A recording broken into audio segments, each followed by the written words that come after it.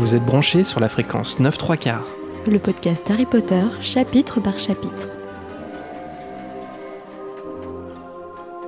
Bonjour à tous et bienvenue dans ce nouvel épisode de Fréquence 9/3. Je suis Marina. Et je suis Jérémy. C'est un début de roman riche en rebondissements que l'on a vécu au chapitre numéro 1. 2 détraqueurs sont venus attaquer Harry et son cousin, de quoi bouleverser le calme que subissait Harry chez les Dursley jusqu'alors. C'est sûr que les choses vont vite s'accélérer maintenant. Les explications de Mrs. Fig, le retour chez les Dursley et quelques hiboux nous attendent dans ce chapitre 2, tout aussi haletant. Et avec notre invité du jour, on est sûr de parler de tout ça sans aucune crise de bec, parce qu'on est accompagné de notre pote Boris, qu'on connaît bien. Ça va, Boris ? Oui, ça va. Bonjour à tous. Ça fait longtemps qu'on voulait t'avoir. Ouais. Et T'as un peu harcelé pour t'avoir. Oui. T'as pas eu le choix, là. Ouais, j'ai pas eu le choix. Non, mais je suis très content. Est-ce que t'es content quand même ? Oui, je suis trop content.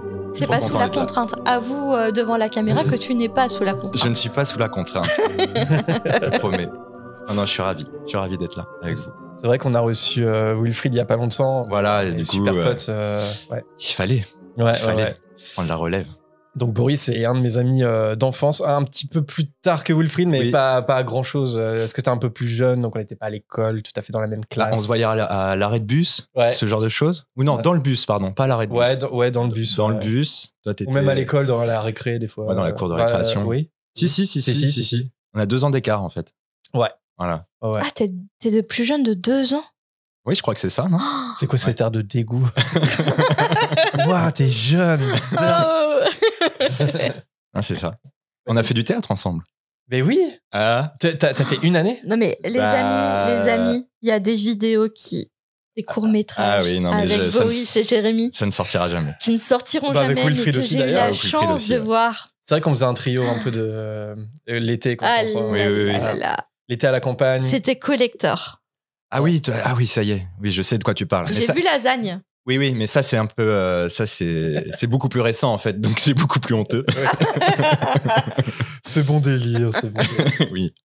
Mais voilà, enfin, on se connaît depuis pas mal de temps, puis tu connais Marina aussi depuis, hein, évidemment. Comment t'as découvert toi Harry Potter ? Parce que c'est vrai que c'est un truc, j'étais le gros fan, mais toi aussi quand même. Hein, t'as toujours lu les livres, etc. quoi. Ouais. Bah moi, c'est le premier livre en fait, je pense. J'ai peut-être lu des choses comme James et la pêche géante ou des romans jeunesse comme ça avant mes 9 ans, mais le premier gros livre, c'était vraiment Harry Potter. Ouais. Et t'as découvert avec le livre ou ? Et non, en fait, c'est ça. J'ai découvert le film d'abord, le premier. Ouais. Et je me souviens de cette séance parce qu'on était allés vraiment en famille. Et je me souviens, il y avait carrément mon arrière-grand-père, mon arrière-grand-mère qui était là. J'avais trouvé ça improbable sur le coup. Et quand j'y repense, je trouve ça toujours improbable. On était vraiment une dizaine. Et donc voilà, c'était super. Je me souviens du livre qui hurle, l'ouverture du livre. Et ça m'avait, moi, je sais plus quel âge j'avais. C'était en 2001, le film, c'est ça ? Ouais, c'est ça. Ouais, c'est ça. Donc, j'avais 8 ans. Et ça m'avait vraiment choqué. J'en ai fait des cauchemars pendant des années de ce livre. Et donc, assez rapidement, je me suis mis au livre. Je me demande si j'ai pas vu le 2 quand même, le 2 qui a dû sortir l'année suivante. Ouais, de décembre 2002. Ouais, c'est ça. Donc, c'est ça. J'ai vu les 2 premiers films et ensuite, j'ai commencé les livres. Et là, c'était parti. Et je pense que c'est comme ça que j'ai vraiment commencé la lecture, quoi. Ouais. Voilà. Bah, tu sais, moi, c'est à peu près pareil, en vrai. Hein, mais c'est juste que j'avais 2 ans de plus que toi. Ouais. Mais n'empêche que je lisais pas non plus. J'ai vu le premier film au cinéma. Je pense que j'étais peut-être moins impressionné parce que, justement, j'avais... À cet âge-là, 2 ans, ça fait une grande différence quand même. Et non, mais c'est vrai. Ouais. C'est entre 8 et 10 ans. Il était beaucoup plus mature que toi à l'époque. Ça a été un peu ton mentor. Ouais, moi, j'ai pas eu peur du livre. Ah non, mais ce plan-là... Mais même quand je le revois encore, ce plan, il me... Ouais, il est terrifiant. Terrifie, en fait. Non, moi, le plan qui me terrifie dans le premier film Harry Potter, c'est la cape noire qui boit le sang de licorne dans la forêt interdite. Bien et sûr. ensuite, qui s'enfuit rampant comme ça, là, c'est terrifiant. Il m'a terrifié. Terrifié. Je comprends. Et en plus, quand il se relève, il a le sang de licorne, là, comme ça. Ouais. C'est terrifiant. Ouais. Ok. On a à peu près le même parcours, mais c'est juste... Oui, c'est ça. Après, le problème, c'est que ça a un peu... occupé tout l'espace, quoi, jusqu'à un certain nombre d'années. Parce que, en fait, à chaque fois qu'il y avait un nouveau livre qui sortait, du coup, je fais partie de l'équipe qui relisait. Donc, évidemment, le 1. Bien évidemment. Voilà.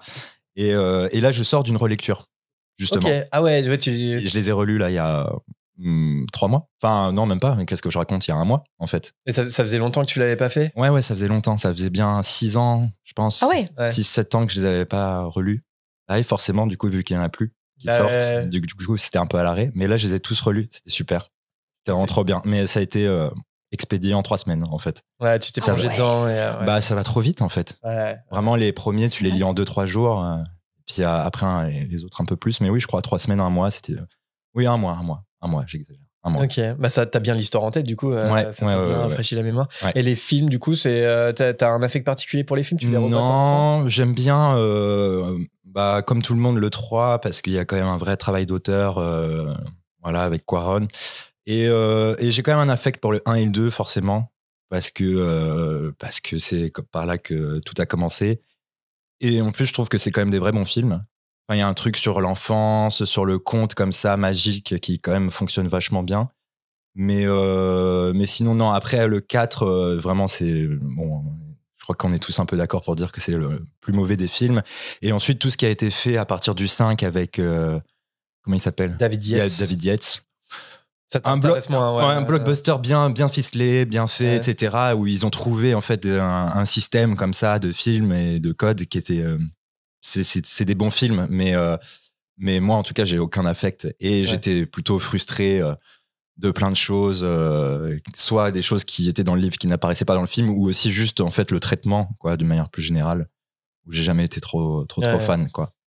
Et j'ai toujours été frustré que ça soit pas quelqu'un comme Spielberg ou Linklater, pour ceux qui connaissent, qui s'occupe de ça, quoi, qui s'occupe de monter les films. Ouais, bah tu sais que Spielberg, il avait été approché. Bah oui, c'est pour ça que je dis ça. Il avait été approché. Et il a pas voulu? Ou ça vient de lui ou pas? Je crois que le fin mot de l'histoire, c'est que ça aurait pris trop de temps pour lui. Il pouvait pas. Il a trop de projets. Il a trop de choses comme ça. Il pouvait pas se lancer sur.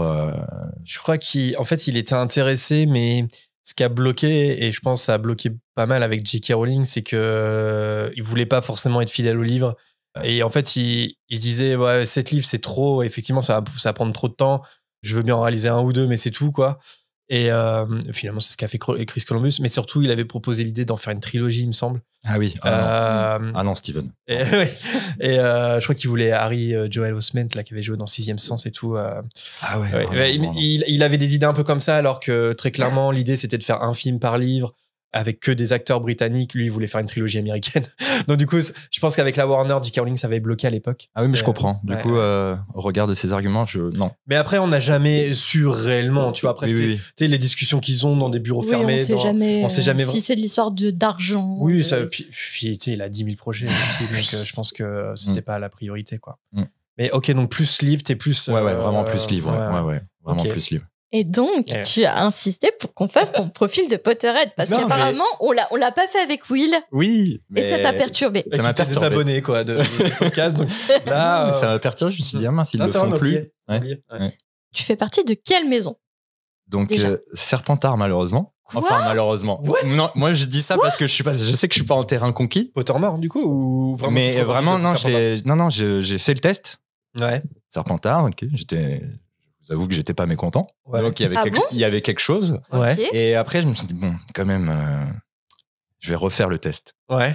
On sait jamais. Donc, j'ai pris une autre adresse mail, etc. J'ai refait le test et Serpentard encore. Ah, yes. Donc, il y a quelque chose de. Voilà. Après, de véritable. Tu penses pourquoi? Écoute, je sais pas s'il faut rentrer dans les détails. Parce que je te vois.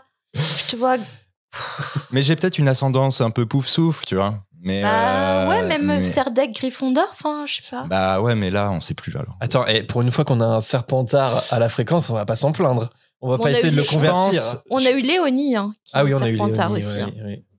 Voilà, je sais pas. Je pense que c'est le côté ambition. Ambition, pas forcément, mais le côté, j'allais dire, côté malin peut-être, ou un truc un peu comme ça, de la ruse ou des choses comme ça. Faire attention. Il faut faire attention, Faire attention à Boris maintenant. Ouais, mais t'as la ruse, pendant les parties de jeux de société, du coup. Mais tu vois, pas espiègle pour autant. Est-ce que ça fait pas sens finalement? Parce qu'il a un côté Serpentard un peu durant les jeux de société. Mais est-ce que c'est pas notre vraie personnalité qui se révèle pendant les jeux de société? Ah ouais, t'aimes gagner et peu importe la manière de gagner pendant un jeu de société. Peut-être. Ah ouais. Mais j'arrête avec mes préjugés sur les Serpentards. Non, mais moi j'ai aucun préjugé. Surtout que. Surtout que Gryffondor Serpentard, la ligne elle est très fine Oui. pour passer de l'autre mais côté. Pour moi, oui. Moi, il y a quelque chose qui m'a dérangé là dans ma relecture sur justement la maison Serpentard. C'est vrai que bon, même si il y a les moments de noblesse, notamment avec l'histoire personnelle de Drago et tout ça, c'est vrai que c'est toujours un peu limitant quand même. Je pense que J.K. Rowling, elle n'a pas forcément une vision limitante en soi. Elle sait qu'il peut y avoir de bonnes personnes, mais l'incarnation dans les personnages et dans le récit, c'est quand même limitant. Ils sont vraiment stéréotypés comme. Je dis pas que c'est dommage, mais Non, mais c'est vrai. Mais ça limite la possibilité. Ça manque. Enfin, il manque clairement un ou quelques personnages de Serpentard qui viendraient nuancer l'image de méchant qu'on a. Alors que là, on est quand même sur quelque chose de très binaire, de très manichéen sur la maison Serpentard. Après, il y a Drago et Rogue, quoi, qui sont l'incarnation de ces personnages un peu plus fins. Et encore, tu vois, et encore, je suis d'accord avec toi. Ça nuance un peu, mais par exemple, tu vois, ça manque d'un Serpentard dans l'armée de Dumbledore, je trouve. C'est quand même fou qu'il n'y en ait pas un. Ouais. Moi, je sais pas, j'en aurais inclus un ou deux. Ouais. En mode, mais en plus, ça aurait créé des discussions intéressantes en mode, mais t'es de Serpentard, t'es du côté des sangs purs, qu'est-ce que tu fais là, dégage. Il fait, bah non, à Serpentard, on n'est pas tous comme ça. Tu vois, ça aurait pu être vachement intéressant. Ouais, c'est clair. Et pour moi, c'est un truc manqué peut-être dans le livre. Ouais, je suis d'accord. Ouais. Et sinon, toujours sur ton profil de Potterhead, est-ce que t'as un livre préféré là maintenant, en plus qu'au terme de ta relecture, est-ce qu'il y en a un qui s'est démarqué plus? Bah, pendant longtemps, ça a été, pendant toujours, ça a été le 4. Voilà. Donc, le chapitre que vous avez fait il n'y a pas si longtemps que ça, de chair, de sang et d'os. C'est comme ça que ça s'appelle. Ouais. Bah, c'est un chapitre, je m'en souviendrai toute ma vie parce que c'est la première fois que j'ai eu une émotion tangible de peur en lisant un livre. Moi, je pensais que la peur, c'était quelque chose qui arrivait dans la vie ou devant un film, enfin, en tout cas, quelque chose d'un peu plus fort que juste des mots. Et en fait, non, là, je me souviens très bien. J'avais un placard qui fermait un peu mal dans ma chambre. Et j'étais là avec mon livre et je regardais ce placard. Non Et j'étais terrifié en lisant la renaissance de Voldemort. Mais t'as eu peur que Voldemort renaisse dans ton placard? Ouais, non, mais il y avait vraiment un truc de fou comme ça. Et du coup, le 4, c'était vraiment... Puis même le tournoi des 3 sorciers, tout. Puis en plus, le 4, ce qui est super aussi, c'est que il est très... donc il commence à devenir sombre, mais il est aussi très drôle. En fait, parce que c'est aussi le début de l'adolescence, vraiment. Teenage aussi. Et par exemple, même s'il il y a la petite embrouille avec Ron et Harry, mais les deux, là, ils sont trop marrants. Enfin, surtout Ron et tout. Mais je veux dire, il y a tout ce truc de l'adolescence aussi qui surgit là dans ce livre et qui est trop bien, qui va nous accompagner jusqu'à la fin. Donc voilà, le 4. Mais là, en relecture, le 6, il est quand même exceptionnel. Ouais, parce que est-ce qu'au fil de ta relecture, comme pour moi, par exemple, j'ai souvent un tome différent ou un personnage différent préféré au fil de mes relectures. Toi, ça change pas généralement? Bah, j'ai du mal à avoir le recul parce que comme ça faisait longtemps, ah oui, c'est vrai, ouais. Je sais pas trop dans le détail des personnages et tout ça. Je sais que le 4, c'était mon livre préféré et là encore, en le relisant, c'était super. Non, et que Ron, j'ai toujours adoré Ron. Là, je l'ai trouvé peut-être un peu plus fight. Ah oui. Marina a très peu d'affect pour Ron, par exemple. Oui, c'est intéressant. J'arrive pas à avoir d'affect pour Mais ouais. Après, je pense qu'il y a un truc un peu comment dire, masculin. Ouais. Ou... En fait, un truc un peu où Ron, il me renvoyait aussi à qui je pouvais être, un bolos de 15 ans, tu vois, et dans toutes ces réactions puériles. Un petit peu Ron, je me suis toujours dit ça. Et par contre, en relisant, là, je me suis dit qu'il était quand même vraiment bête des fois. Oui. Et il était plus bête que dans mes souvenirs. Mais bon, je l'adore quand même. Ouais, tu l'apprécies pour ses défauts un peu. Mais il faut passer ce truc-là et je pense qu'il faut que tu t'identifies à lui. Et c'est peut-être plus facile pour des garçons et notamment nous qui avons grandi avec ces personnages-là parce qu'on a eu le même âge qu'eux et voilà, on était voilà. C'est vrai. Ouais. Et la même pression hormonale. Ouais, et puis tu vois, il y a un truc où... Il est tellement pas doué. Il est tellement pas doué. Tu vois, et à côté de ça, les lectrices s'identifiaient énormément à Hermione, tu vois, parce que par identification, tu sais, de genre, bah, forcément, Hermione, de par sa maturité, généralement, les jeunes filles sont plus matures à âge égal que les garçons à l'adolescence. Après, j'étais pas autant mature que Hermione au collège. Mais je pense que tu t'identifiais plus à carrément. Hermione. Et Harry, ça dépend. Harry, tout le monde peut s'identifier à lui, mais... Moi, je m'identifie beaucoup à Harry en grandissant. Moi aussi. Moi, je me suis toujours identifié. Mais pas dans ces bons cas. pas dans le côté Ouais. du bon caractère. Ouais. Par rapport à Harry, là, enfin, pardon, on continue, je continue Non, sur la vas-y, relecture. Harry, à l'inverse de Ron, il m'a toujours un petit peu agacé. Ouais. Sur plein de petites choses. Et là, vraiment, en relisant, je me suis dit, putain, le pauvre, quoi. J'ai C'est eu un truc d'adulte, ça, mec. Mais oui, et peut-être. Mais j'ai eu un truc d'affect, et notamment, bon, là, vous commencez le 5, Ouais. donc ça va être... Voilà, les moments très durs vont arriver pour Harry. Et notamment dès le début, enfin sans spoiler, mais de toute façon il n'y a pas d'histoire de spoil. Non, Ouais. il y a pas de spoil. Voilà, tous les premiers chapitres, c'est hyper dur pour Harry, il a été isolé, etc. Et en fait, moi en relisant, je me suis dit, mais c'est tellement injuste, ils gèrent tellement mal le cas d'Harry, c'est terrible, quoi. Ils sont Et complètement ce à n'est l'ouest. qu'un Albus, même les Weasley, Sirius, ils sont tous... j'ai l'impression qu'ils... Ouais. Non, ils sont pas bons, en fait. Mm-mm. Dans la manière qu'ils ont de le protéger et tout ça. C'est pas efficace du tout et voilà, j'avais beaucoup d'empathie pour Harry à la relecture de manière générale. Je pense que c'était un truc quand on était plus jeune, peut-être que c'était plus difficile pour nous de le comprendre parce que je pense qu'on prenait pas toute l'envergure et la gravité de ce qui lui arrivait en fait. Aussi parce que nous, quand on était ado ou plus jeune, tu vois, on n'avait pas cette maturité, cette prise de recul là. Et aujourd'hui, quand on relit en adulte, on se dit mais le gars, il a 15 ans quoi. Et il vit ça et personne le pige. Il est abandonné par, tu vois, le début du 5, tu vois, il est abandonné par Dumbledore. Il a vécu des traumas, personne l'a pris en charge. En fait, il a toutes les raisons du monde d'être insupportable en fait. Mais oui, bien sûr. Voilà. Et puis il l'est pas tant que ça. Et il l'est pas tant que ça. Il pourrait l'être 10 fois plus. Bien sûr. Et ça, c'est un truc effectivement. Je pense ça mérite relecture. En tout cas, les gens qui peut-être ont lu une fois Harry Potter, qui se disent ouais Harry, franchement, il m'avait saoulé et tout machin. Relisez, franchement. Relisez parce que. Oui. Et relisez avec un moment, pensez à un moment où vous pensiez que tout le monde était contre vous, qu'il vous arrivait plein de choses négatives dans votre vie. Et là, paf, vous avez laissé déclencher votre colère et tout, et vous en vouliez au monde entier. Ouais. Non, mais ça, c'est ce que Harry vit jusqu'à la fin, en fait. Mais continuellement, ouais, c'est horrible. Ouais, c'est terrible. Faut se mettre à sa Terrible place, sa en vie, fait. quand même. C'est fou. on va en parler un petit peu là dans ce chapitre 2, hein, évidemment, parce qu'on est au tout début de l'Ordre du Phénix. Il va lui en arriver des vertes et des pas mûres aussi dans ce chapitre. Et donc, on va continuer avec l'after show. Je sais pas si j'ai déjà annoncé, Non, du coup, mais pas, ça va ouais. être un quiz. Et c'est moi qui ai fait le quiz. Et Jérémy va répondre avec Boris à mes questions. J'ai trop hâte parce que Et Jérémy, sur les- généralement, il répond pas aux questions. On a les petits dragées surprises avec Boris. Donc, j'espère que mes questions seront cool. Donc voilà, j'ai préparé en tout 12 questions. Quiz de fin d'année, on peut appeler ça, comme les émissions un peu best-of, Ouais, waouh, à la télé. Le meilleur animateur de TF1. Ouais, voilà. Le concours des animateurs. Donc ça, c'est pour l'after show, on restera en live. Mais sinon, c'est à écouter sur Patreon. Ouais. Donc on retrouve Madame Figgs qui vient de faire une apparition choc. En tant que lecteur, on veut savoir comment elle connaît le monde de la magie. Les réponses sont à Private Drive. Suivez-nous. Harry Potter et l'Ordre du Phénix. Chapitre 2. Crise de bec. On retrouve Harry encore bouleversé par l'attaque des détraqueurs et de plus, il est surpris de découvrir que Madame Figgs, sa vieille voisine excentrique, n'est pas une simple moldue, mais une craque molle. Je peux être super chiant et t'arrêter direct.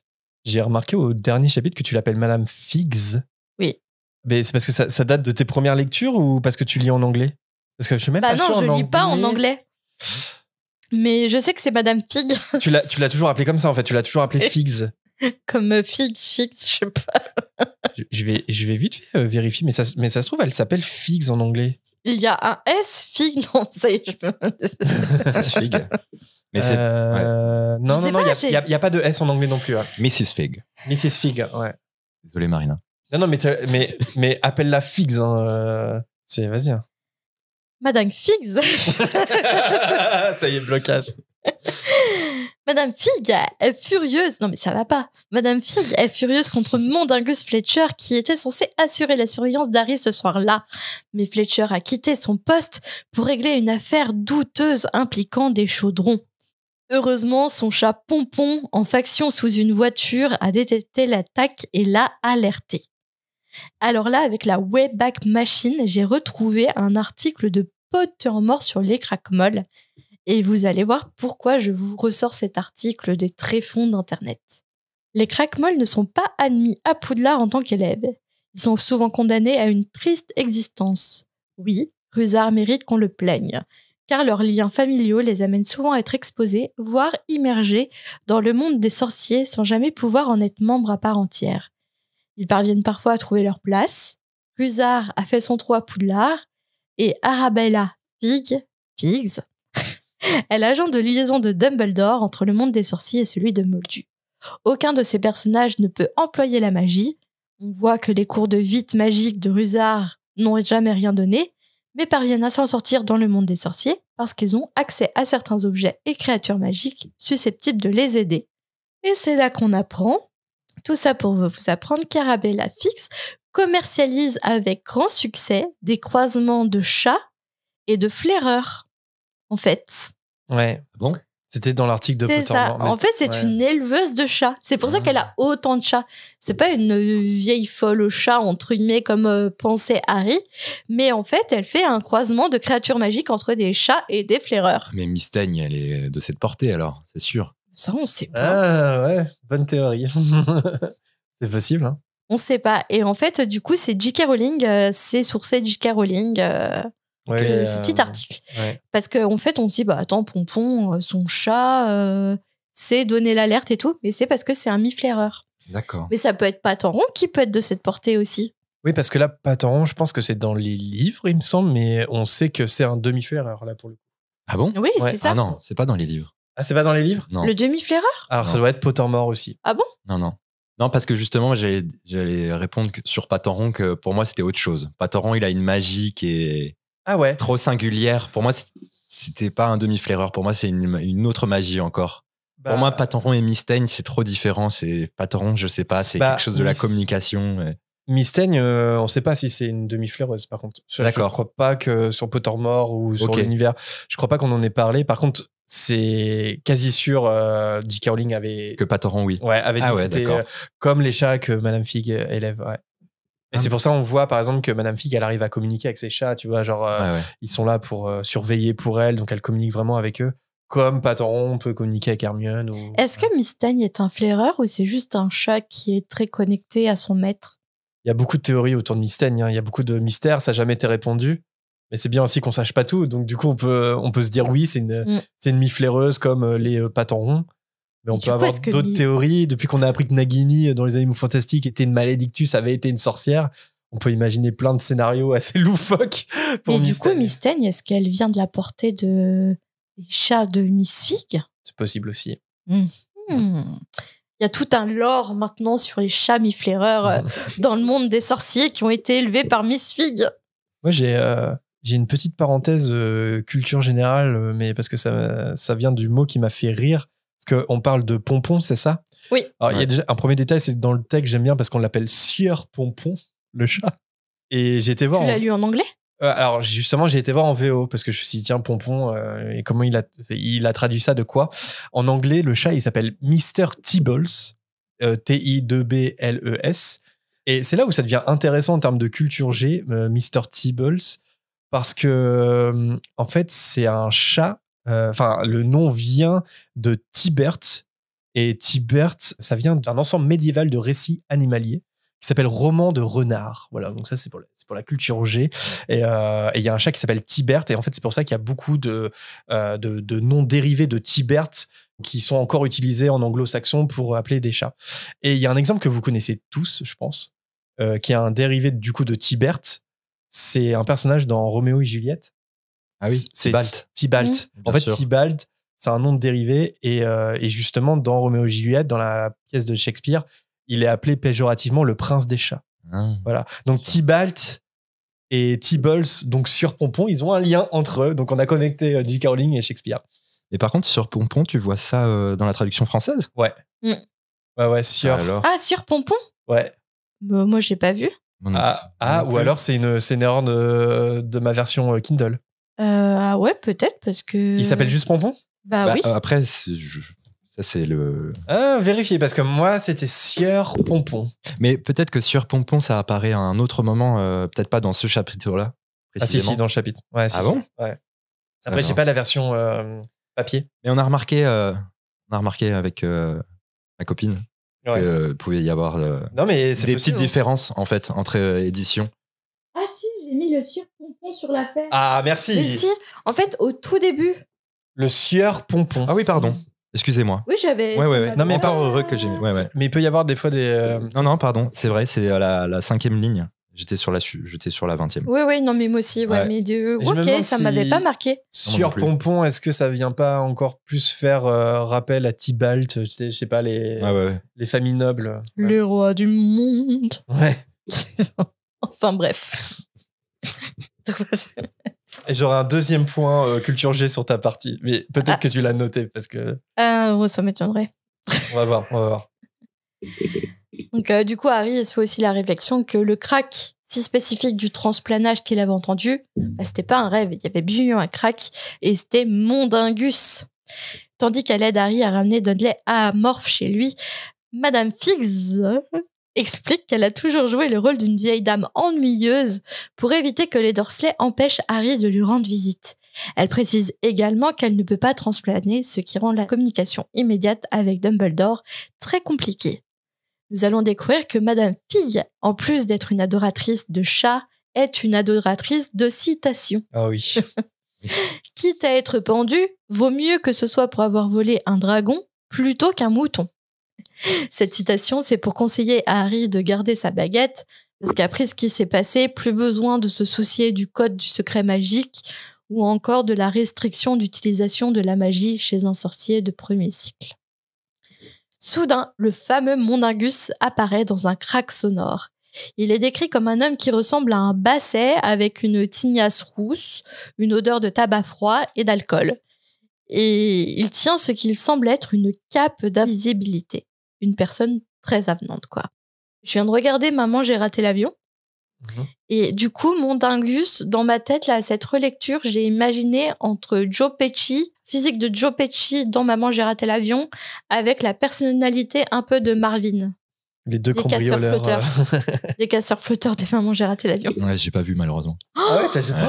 Ouais. Ah là, tu as vexé Marina. Maman, j'ai raté l'avion, c'est le meilleur film de Noël. Et c'est la période pour le voir. Je sais pas comment tu peux être assis à notre table comme ça. Je sais. Ce que je voulais dire, c'est qu'on a, dans l'écriture de J.K. Rowling, quand elle introduit un personnage pour nous présenter son physique, elle a souvent le réflexe de mettre un animal, de donner l'image d'un animal. Mondingus Fletcher en fait pas exception, il ressemble à un basset. Non, voilà, marrant. Je voulais juste mais dire ça. Et pour moi, il est pas du tout roux et tout dans ma tête. J'imagine vraiment à la Joe Pesci, tu vois. Bah d'ailleurs, dans le film, l'acteur qui le joue, c'est un peu ça, tu vois. Il est chauve, hein, l'acteur qui le joue. Il est un peu petit, un peu à la Joe Pesci, effectivement. Pas exactement, mais en tout cas, il est pas roux. Et moi, je l'ai jamais imaginé roux. Bien que, effectivement, ça soit précisé dès la première apparition. Mais je l'ai jamais imaginé comme ça. Madame Figg explose de colère et voit Mondingus aussi relax après avoir mis la vie d'Harry Potter en danger. Et en plus, lui, il ose demander pourquoi elle est sortie de sa clandestinité. Enfin, pourquoi Figgy est sortie de sa clandestinité. Elle le frappe avec son sac de course tout en le réprimandant pour son irresponsabilité. Mondingus, sous le feu des critiques, réalise qu'il est urgent d'avertir Dumbledore. Il disparaît alors dans un nouveau crack sonore. La voisine craquemolle ne se fait pas prier pour s'éloigner du Cat Private Drive avec Harry qui porte son cousin toujours amorphe. Quand les Dursley découvrent leur Didi, alors, j'ai trouvé marrant le surnom du moment. Didi, c'était un peu mal choisi, quoi. Ouais. Par rapport à l'affaire P. Didi. Bon. Ah oui. J'étais là.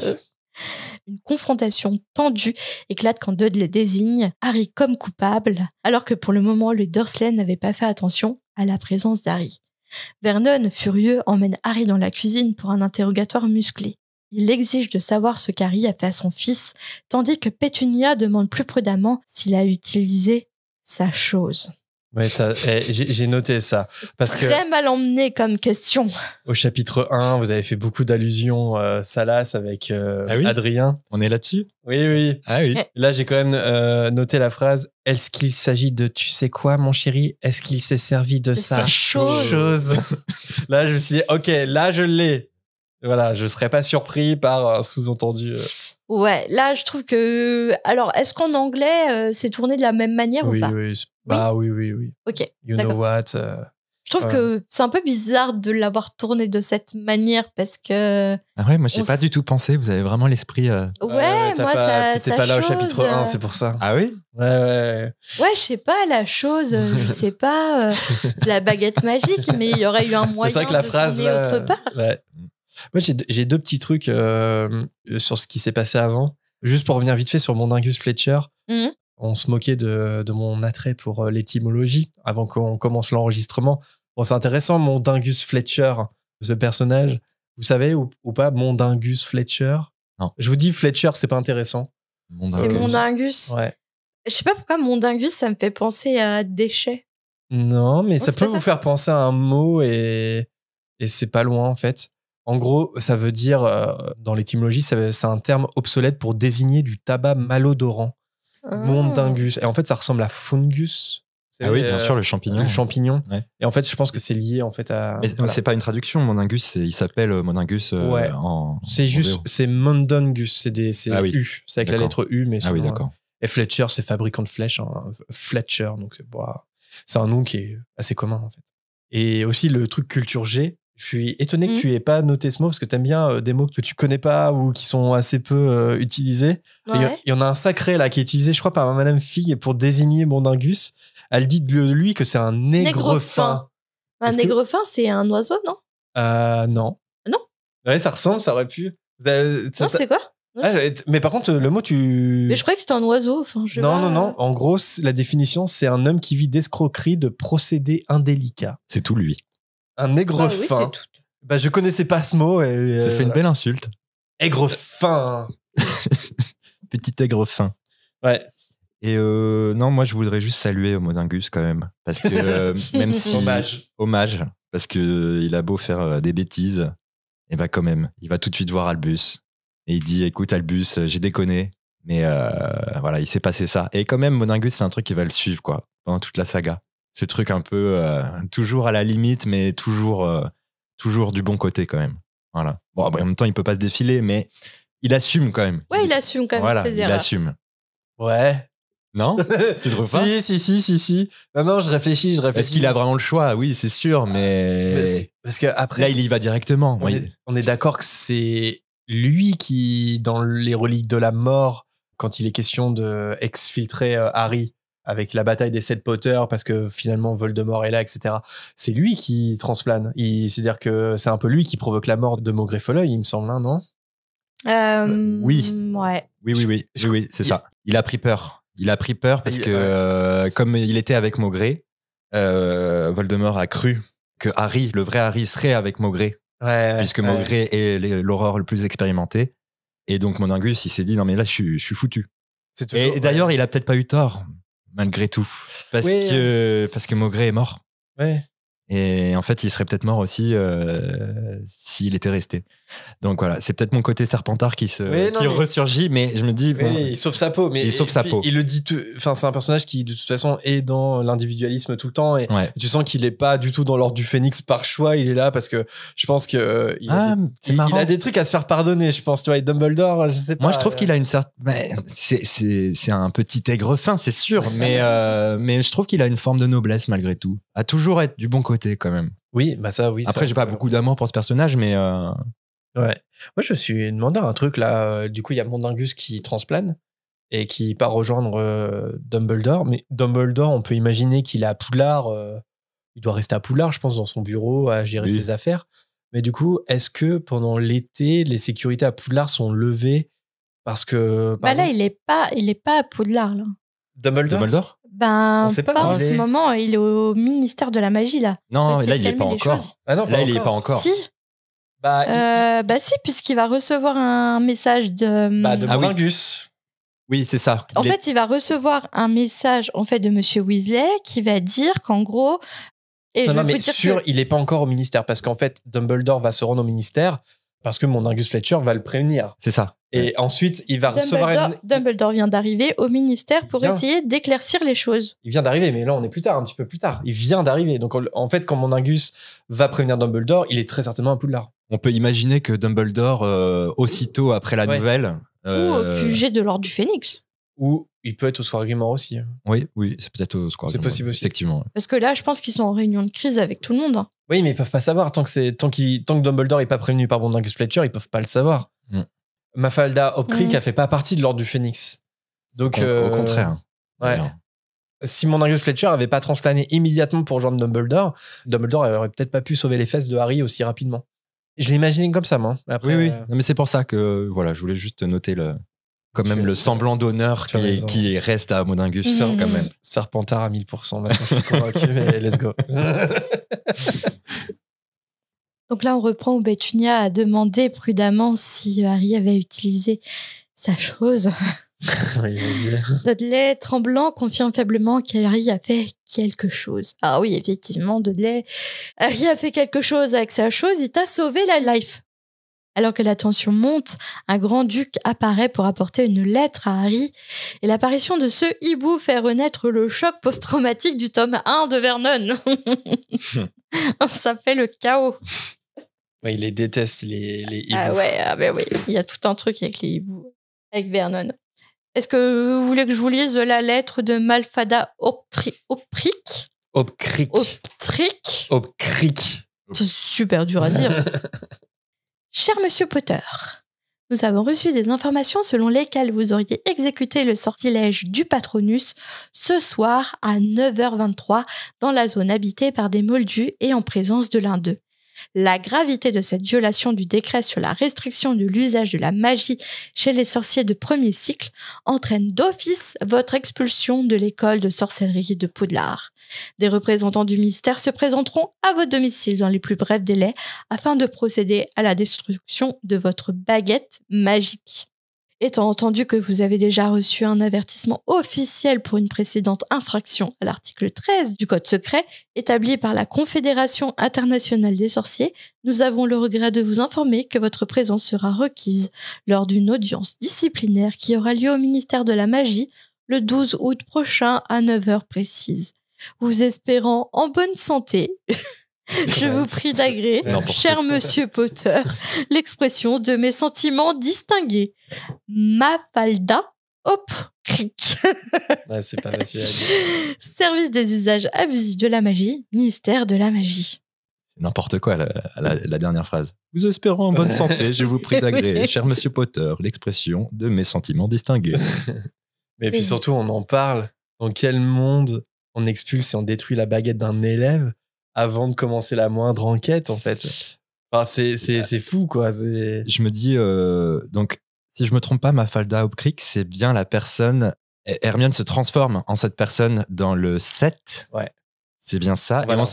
Et on se rend bien compte que, en fait, cette Mafalda, bon, c'est un peu une sous-furif d'ombrage. Ouais. Et donc, clairement, bon, c'est Mafalda qui signe, mais en fait, c'est ombrage, là. Elle fait les lettres automatiques, quoi. Ouais, c'est ça. Là, c'est. Enfin, j'ai l'impression, en relisant le chapitre, je me suis dit non, mais là, c'est ombrage directement, et complètement abusif, complètement puis, délirant, voilà. Comme on sait que c'est ombrage quand on voyait les détraqueurs, est-ce que sans pour autant la mettre dans la confidence, peut-être qu'elle a dit à Mafalda Hopcrick, surveillez-moi ce Potter pendant l'été, et en fait, à la moindre, tu vois, genre... C'est le complot. Ouais. Donc, mais c'est le complot. Et madame, je l'ai pas parlé dans le résumé parce qu'il fallait sélectionner des passages, mais Mafalda, elle parle de ce complot que Dumbledore avait soupçonné, que pour moi, de toute façon, il s'attendait une seule erreur de la part d'Harry, d'utiliser sa magie parce qu'il se doutaient que quelque chose ou quelqu'un allait l'attaquer durant l'été et qu'ils attendaient que ça pour épingler Harry, en fait. C'est ça, jusqu'au point de provoquer eux-mêmes, du coup, la chose. Mais là, le courrier, il est abusif. Vous espérant en bonne santé. Mais ce qui est fou, c'est vraiment... Tu vois, parce que là, on parle de la trace, en fait. C'est-à-dire qu'ils le savent grâce à la trace, parce qu'Harry, il est mineur. Il a effectivement lancé un sortilège de magie et qu'il y avait des moldus autour. mais t'as aussi le droit de te défendre en fait en tant que sorcier. Et là, c'est exactement ce que fait Harry. C'est quand même fou que apparemment c'est légal de venir détruire la baguette et d'expulser tout de suite sans faire la lumière de Moi, je pense pas que ça soit légal, justement. Je pense que là, on est vraiment sur un truc d'abus. Bah, c'est vrai qu'après, quand le directeur arrive... D'abus de pouvoir Ouais, d'abus, parce que la loi, c'est toujours pareil. La loi, c'est toujours un peu ouvert, en fait. C'est l'interprétation des textes, etc. Ouais. Et par exemple, il n'était pas question qu'ils viennent détruire sa baguette dans le 2, dans le 3. Oui. Après, il y a des explications parallèles aussi, mais là, pour moi, je vois vraiment une lettre complètement abusive qui est finalement le fruit d'un complot. C'est parce que c'est Harry, quoi. Parce que c'est Harry, parce que voilà. Okay. Parce que soi-disant le mage noir est de retour et ils veulent pas croire, ils ont peur d'une insurrection. Il faut étouffer cette affaire. Il faut le faire passer pour un fou qui n'obéit pas aux règles. Après, en dehors de Harry, on a aussi l'exemple de Hagrid, qui a vécu à peu près le même sort. Parce que lui, il a été viré de Poudlard pour soi-disant avoir tué une élève avec sa créature, avec son acromantule. Sauf qu'il a été jugé coupable sans aucune preuve. La preuve, c'est que c'était pas lui. Ouais. Et, donc, on voit bien aussi que, et là, je sais pas s'il y avait un complot, mais il y a pas de en fait, il y a pas de justice équitable dans le monde des sorciers. C'est de la justice arbitraire. Il y a même pas de process, en fait. Oui, quand tu regardes Croupton Senior, ce qu'il a fait à l'époque, effectivement, de la chute de Voldemort et tout, carrément. Ou même pendant le règne de Voldemort. C'est Balti Croupton. Ouais, c'est vrai que c'est très autoritaire. Et c'est un système autoritaire. Et effectivement, ouais, c'est pour ça, je pense que c'est un système qui permet ce genre de dérive. Qui permet ce genre d'abus, en fonction de qui est aux responsabilités, quoi, finalement. Ouais. Bon, et donc là, c'est le chaos. Ça y est, c'est fini pour Harry. Jamais il va revoir Poudlard. Les aventuriers de la tribu ont décidé de vous éliminer. Et leur sentence est irrévocable. J'espère que vous portez en bonne santé. Mais c'est vrai qu'en tant que lecteur, t'as la sueur à ce moment-là aussi avec Harry, parce que t'es là en mode attends, on va pas retourner à Poudlard là dans ce livre. Genre, il est vraiment expulsé. Enfin, et puis c'est le chaos. T'imagines Pétunia avec son fils amorphe là sur la chaise de la cuisine. Vernon qui pète un câble parce qu'il revit le 1 et le 2 avec les chouettes chez lui. Et pour lui, je suis sûre qu'il a un PTSD, une expérience traumatisante des hiboux, vraiment. Oui, puis pour lui, ça représente le monde de la magie, c'est un truc pas normal. Et les hiboux se comportent pas comme ça d'habitude. Il est obsédé par le contrôle, par l'ordre, par la normalité. Et là, c'est pas normal que des hiboux amènent des lettres comme ça. Et en plus, on se rappelle que dans le tome 1, avec les hiboux, sa maison s'était retrouvée remplie de lettres. Ouais. Enfin, c'est pour lui, là, on va voir, il va exploser de rage. Ouais, non, mais tous les étés, c'est comme ça. L'été d'avant, c'était pas des hiboux, c'était des Weasley. Ouais.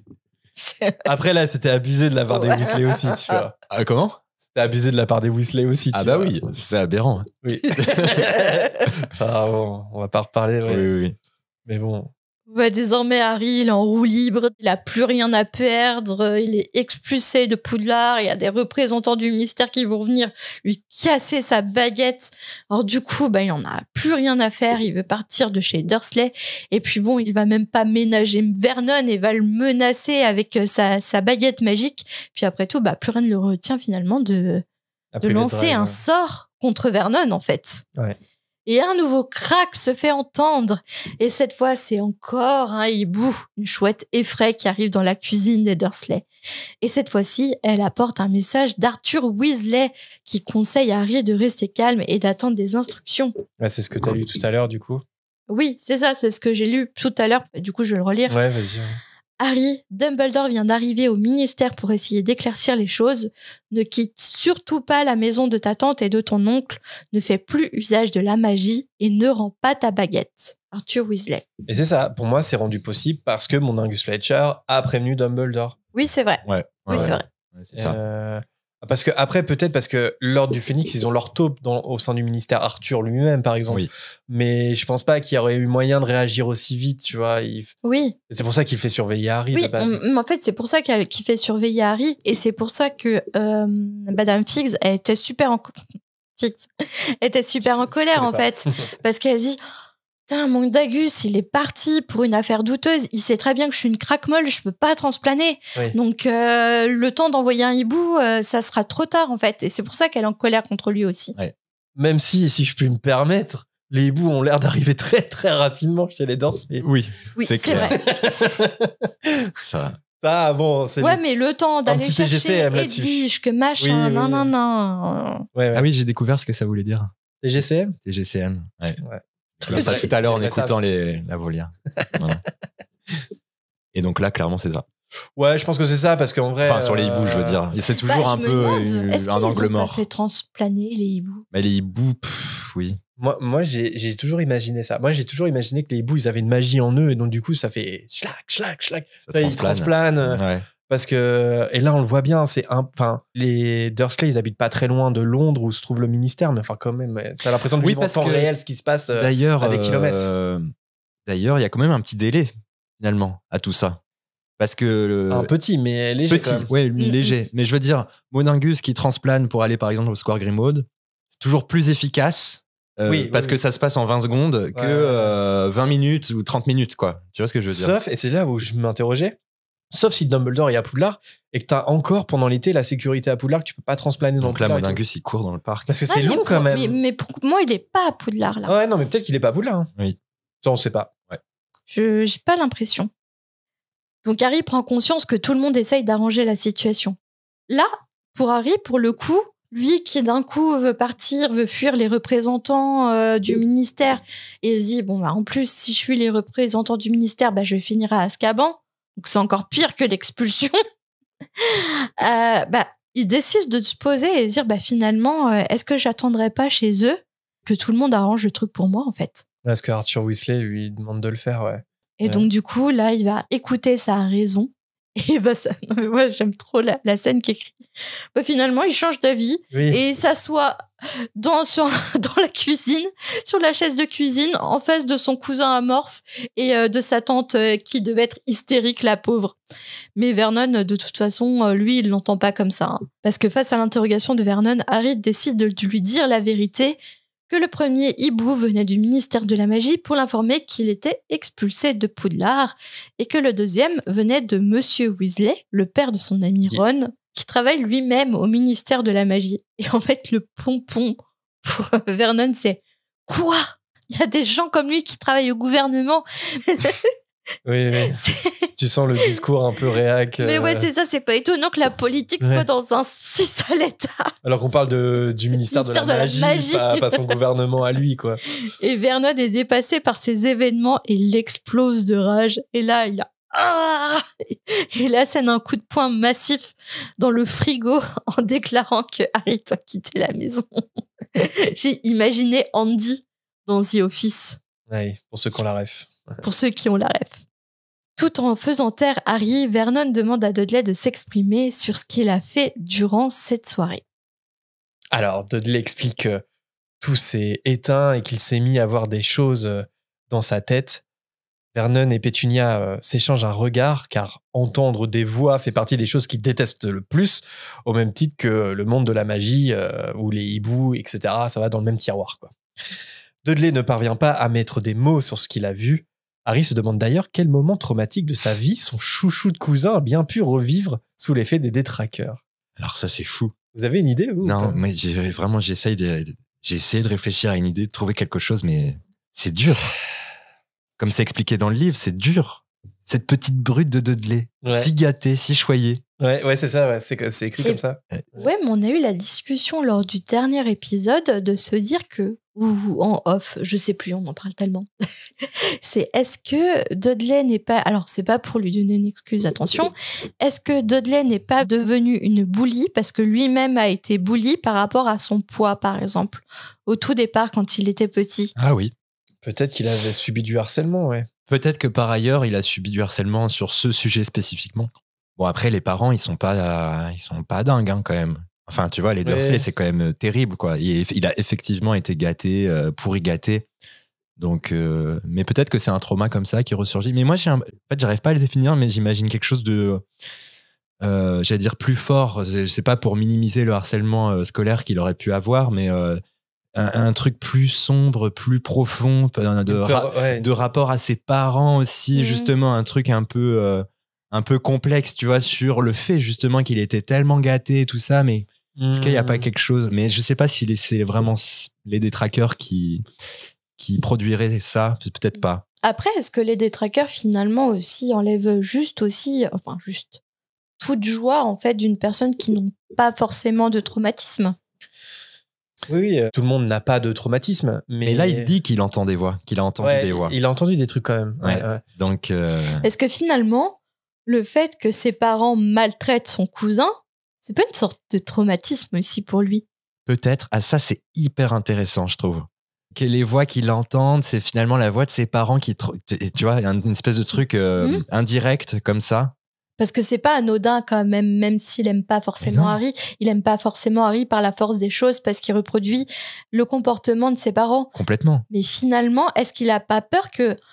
peut-être qu'un jour mes parents, ils vont vriller et je vais être à la place d'Harry, en fait. Et même sans se dire je vais être à sa place, c'est juste, en tout cas, une énergie, enfin quelque chose qui se passe, en tout cas, dans cette maison qui est hyper pesant et négatif. Et pour un enfant de 5 ans, ça a beau être Dudley.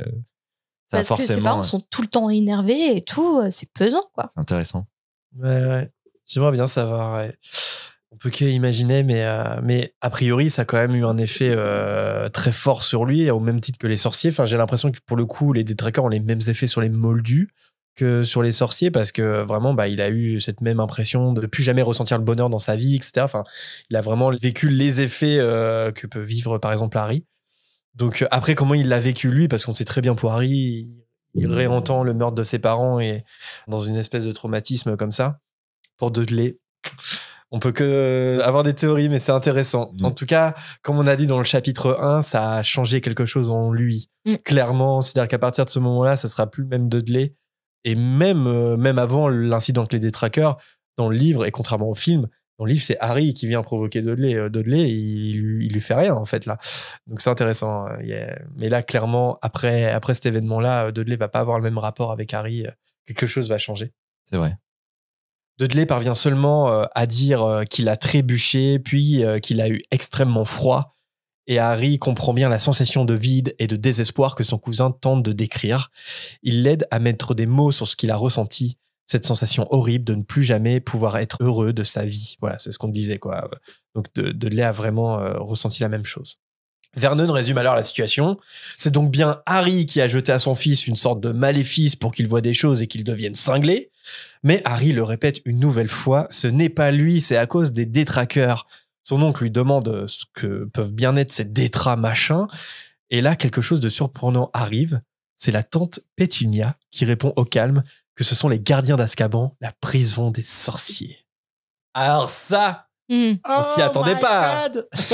À la première lecture, on s'y attendait pas. Hein.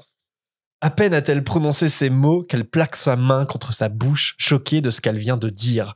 Harry, bouche bée, apprendre que Madame Fig fait partie du monde de la magie, c'est une chose, mais la tante Pétunia, what the fuck? Harry lui demande... Pourtant, c'est le plus logique. Hein. Oui, c'est logique, on va le voir. Harry lui demande comment elle sait ça, et Pétunia explique, non sans lancer des regards apeurés vers son mari, qu'elle a entendu, je cite, cet horrible garçon en parler à elle. À elle, c'est cité aussi. Il y a des années de ça.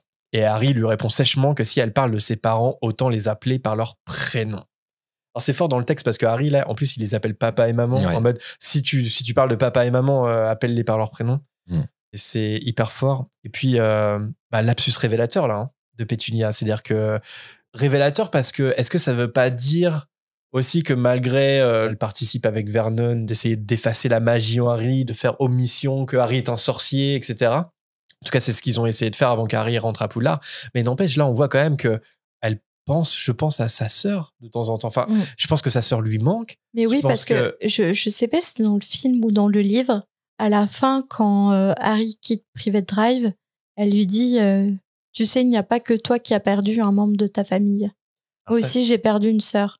Ça, je crois que c'est dans le film. C'est une scène que coupée dans du le film. C'est pas dans le livre, ça. C'est pas dans le livre, ça. C'est pas une scène du livre, c'est une scène coupée du film qui finalement n'a pas été dans le film. Et c'est dommage. Ça aurait été intéressant de l'avoir. Intéressant, ouais. Parce que pareil, ça aurait été intéressant de l'avoir. Parce qu'elle a quand même perdu sa sœur, et même si elle n'était pas proche de sa sœur, alors moi je suis unique, je peux savoir ce que c'est, mais je pense que ça doit être terrible de perdre un frère ou une sœur. Et puis, on le sait, enfin, on va l'apprendre plus tard, mais Pétunia était extrêmement jalouse de Lily. C'est-à-dire que elle dit d'elle que c'est un monstre, etc. Mais elle le dit par jalousie parce que elle aussi voulait être sorcière. Elle voulait être Lily aussi, en quelque sorte. Ouais. Elle a jamais compris pourquoi Lily était une sorcière, la petite chouchou de ses parents, et puis elle laissée de côté. Et donc c'est intéressant que maintenant elle a son chouchou Dudley et à côté Harry, voilà. Mais je pense qu'il y a un vrai truc là, le fait qu'elle le dise et que les mots sortent sans qu'elle, ça dépasse son esprit. Je pense que ça révèle quelque chose de Pétunia qui, de temps en temps, je pense, doit repenser à Lily, doit repenser aux choses horribles qu'elle a dû dire. De toute façon, ça fait partie d'elle. De toute façon, cette histoire de la magie, cette histoire de la magie dans sa famille, en fait. Ouais. Elle peut pas y échapper. C'est ça, c'était sa sœur. Hein. Ouais. C'était sa sœur. Voilà. Mais j'aime beaucoup ce passage, qui était très inattendu. D'ailleurs, je me souviens de ma première lecture de Harry Potter et l'Ordre du Phénix. Et là, c'est gros page turner. T'as envie, déjà que le premier chapitre est très alléchant, ça se déroule vite. T'as envie de savoir la suite. Et là, tu dis, waouh, il se passe beaucoup de choses dans ce début de roman. Harry est d'autant plus surpris que sa tante n'avait plus reparlé de Lily depuis la rencontre avec Hagrid 4 ans plus tôt, quand elle l'avait dit d'elle que c'était un monstre. Voilà, ce que j'ai dit un peu plus tôt. Vernon met un certain temps à reprendre l'usage de la parole, et quand il parvient à le faire, c'est pour demander d'une voix rauque si ces détrachoses existent donc bien réellement. Je crois qu'il n'y a pas une fois où il dit détraqueurs. Et c'est marrant parce que c'est dit à ce moment-là qu'il la regarde tous les trois, comme si quelqu'un va crier caméra cachée ou un truc du genre. Poisson d'avril. Ouais, c'est Poisson d'avril. Surprise, surprise. Dudley, tu sais. Ouais. Il se réveille genre. Mais non. Allez. C'est quoi cette caméra cachée? C'est surprise. C'est ça.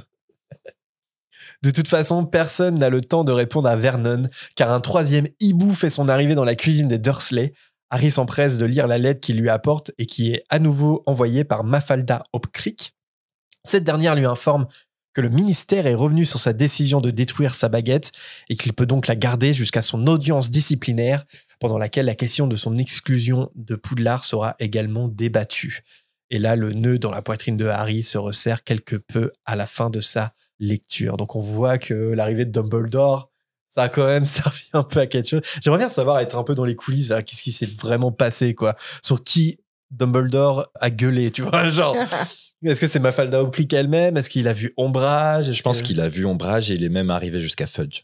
Ah ouais? Ouais, je pense que ça allait très très loin là. Et Fudge directement, je pense. Non, mais je pense, et puis sûrement avec des témoins, d'autres gens, tu vois, pour court-circuiter la situation, le complot qui pouvait être révélé finalement par cette situation un peu bizarre. Il est venu mettre en lumière le fait que c'est absolument pas normal ce qui se passe. Et Fudge, du coup, un peu comme à l'audience dans quelques chapitres, où finalement Fudge il est obligé de constater que non, en fait, il faut pas faire ça. Ouais. J'aimerais bien voir cette scène. Peut-être une scène qu'on verra dans la série. C'est ce que j'allais dire. Dans la série. Parce que tu sais, on parlait de est-ce que la série va multiplier les points de vue, montrer des choses qu'on n'a pas vues dans les livres? Potentiellement, parce que c'est le format série qui s'y prête bien de faire ça. Et là, clairement, c'est un truc que j'aimerais bien voir. Vraiment, il se passe quoi en coulisses? Ouais. Alors, l'oncle Vernon demande à Harry ce que dit le message, et Harry l'informe qu'il est donc convoqué pour une audience disciplinaire avant de se lever pour aller dans sa chambre. Il a qu'une hâte, c'est d'envoyer une lettre à ses amis et son parrain. Mais Vernon n'en a pas fini avec Harry et lui ordonne de se rasseoir pour qu'il explique tout ce qu'il s'est passé en détail. Harry, furieux et exténué, s'exécute néanmoins. Vernon est choqué d'apprendre que les détraqueurs embrassent leurs victimes. Il s'arrête sur ce détail. Et quand Harry lui explique que c'est leur moyen d'aspirer leurs âmes, il est paniqué à l'idée que son fils ait pu perdre la sienne. Mais Harry lui répond sur un ton exaspéré qu'il le saurait si c'était arrivé à Dudley. Vernon est fier de son fils parce qu'il s'est bien défendu contre ces créatures du diable, sûrement avec un bon vieux gauche-droite des familles. Mais lui percute, il y a que Harry qui s'en est mangé un en fait. Et comme il l'explique à son oncle, on ne peut pas se défendre d'un détraqueur en faisant de la boxe. Le seul moyen, c'est d'utiliser un Patronus comme Harry l'a fait. Non, juste, je trouve ça assez rigolo d'imaginer un bon vieux gauche-droite sur un détraqueur. Ouais. Parce que Harry dit on peut pas s'en débarrasser, n'empêche que si tu lui fais un bon gros gauche-droite. Mais est-ce que ça fonctionne si tu fais ça? Il se passe forcément quelque chose. Enfin, je veux dire, c'est un détraqueur, il est solide. Enfin, il y a forcément un truc, quoi. Ouais, j'avoue. Oui, peut-être que Harry va vite en besogne, là, mais bah oui. Est-ce que tu peux. Non, mais est-ce que t'es tellement déterminé? Oui, c'est ça. Sans doute que t'es tellement. Ton énergie vitale est tellement annihilée par ta présence qu'en fait, tu peux plus. Mais. J'avoue. C'est un peu marrant d'imaginer un détraqueur qui se prend une baigne. Octogone des trackers, on va voir. Voilà, c'est ça. Je suis un moldu, tu vas faire quoi? Au même moment, un quatrième hibou fait soudainement son entrée par la cheminée, 4 déjà, hein. Ce qui fait arracher des touffes de poils de moustache à Vernon, qui est furieux. Harry ignore complètement son oncle et ouvre impatiemment la lettre, persuadé qu'elle provient de Dumbledore pour lui donner toutes les explications sur les événements de la soirée. Mais la lettre vient de Sirius, qui dit « Arthur vient de nous raconter ce qui s'est passé, ne sors plus de la maison, quoi que tu fasses ». Ce petit mot le déçoit et le met en colère, d'abord parce que personne ne prend la peine apparemment de le féliciter d'avoir mis en chasse 2 détraqueurs, puis parce qu'il a l'impression d'avoir fait quelque chose de mal alors que non. Le petit ego d'Harry. Là, c'est un peu... Oui, c'est ça. Mais surtout qu'en fait, il attend qu'on lui donne des explications en mode pourquoi il y a eu 2 détraqueurs. Et je peux comprendre aussi le truc de je viens de sauver la vie de mon cousin et ma propre vie. Et c'est vrai qu'il a l'impression d'avoir fait quelque chose de mal et qu'ils essaient de réparer les pots cassés, sauf qu'il n'y a pas de pots cassés, tu vois. Genre, il a juste sauvé sa life, quoi. Mais on en parlait tout à l'heure. Que Harry, là, je trouve que la gestion, des proches de Harry, la gestion de Harry, c'est quand même c'est terrible, quoi. Parce que même Sirius, qui est quand même un peu plus doué, un peu plus sensible, qui comprend un peu plus Harry et tout, même là, ce message, il est dur, quoi, pour Harry. Et moi, là, j'ai quand même beaucoup d'empathie pour Harry. C'est compliqué, là, la situation. Et du coup, son petit ego, franchement, je le comprends. Enfin, il a vraiment vécu une situation hyper difficile, là. Je sais pas. Mais surtout, dans le chapitre précédent, il était déjà en colère contre Sirius parce que, attends, Sirius, là, par exemple, il lui dit pareil de rester calme, de rien faire, mais on connaît Sirius. Oui. Justement, Sirius, il est mort parce qu'il a pas su rester calme et d'attendre et de ne rien faire, en fait. Ouais, donc ça, c'est encore... À chaque fois, ça rend terrible. fou Harry, quoi. Ouais. Mais parce que oui, en plus, là, il a jamais reçu autant de courriers que dans ce chapitre et dans ce laps de temps, parce que tout l'été, justement, il attend des courriers qui soient un peu plus fournis. Et je crois que dans le premier chapitre, il reçoit quelques courriers où tout le monde lui dit oui, on peut pas te dire grand-chose, etc., etc. Ouais. Donc c'est aussi une frustration qui est nourrie, quoi, au fil de l'été et qui gonfle et qui gonfle. Et là, moi, je comprends qu'ils soient frustrés encore. Surtout que je pense que Harry, ce qu'il demande, c'est pas genre un énorme truc. Je pense que là, le petit mot, ça aurait été ok que ça soit court, mais je pense qu'il attend juste peut-être une phrase supplémentaire en mode bien joué Harry. Oui, c'est ça. T'as fait ce qu'il fallait. Par contre, sors pas de la maison quoi qu'il a. Exactement. C'est juste ça qu'il demande, je pense. Un peu d'empathie, un peu d'humanité, quoi. Et c'est vrai qu'ils sont tous durs, quoi. Ouais, non, mais moi, je suis du côté de Harry. Hein. Je l'étais pas forcément tout le temps à l'époque, mais là, carrément. L'oncle Vernon exige de Harry qu'il raconte tous les détails de ce qui s'est passé et la raison pour laquelle il est renvoyé de son école. Alors Harry explique le plus calmement possible qu'il a jeté le sortilège du Patronus pour chasser les détraqueurs et non pas les défroqueurs, comme les appelle maintenant Vernon.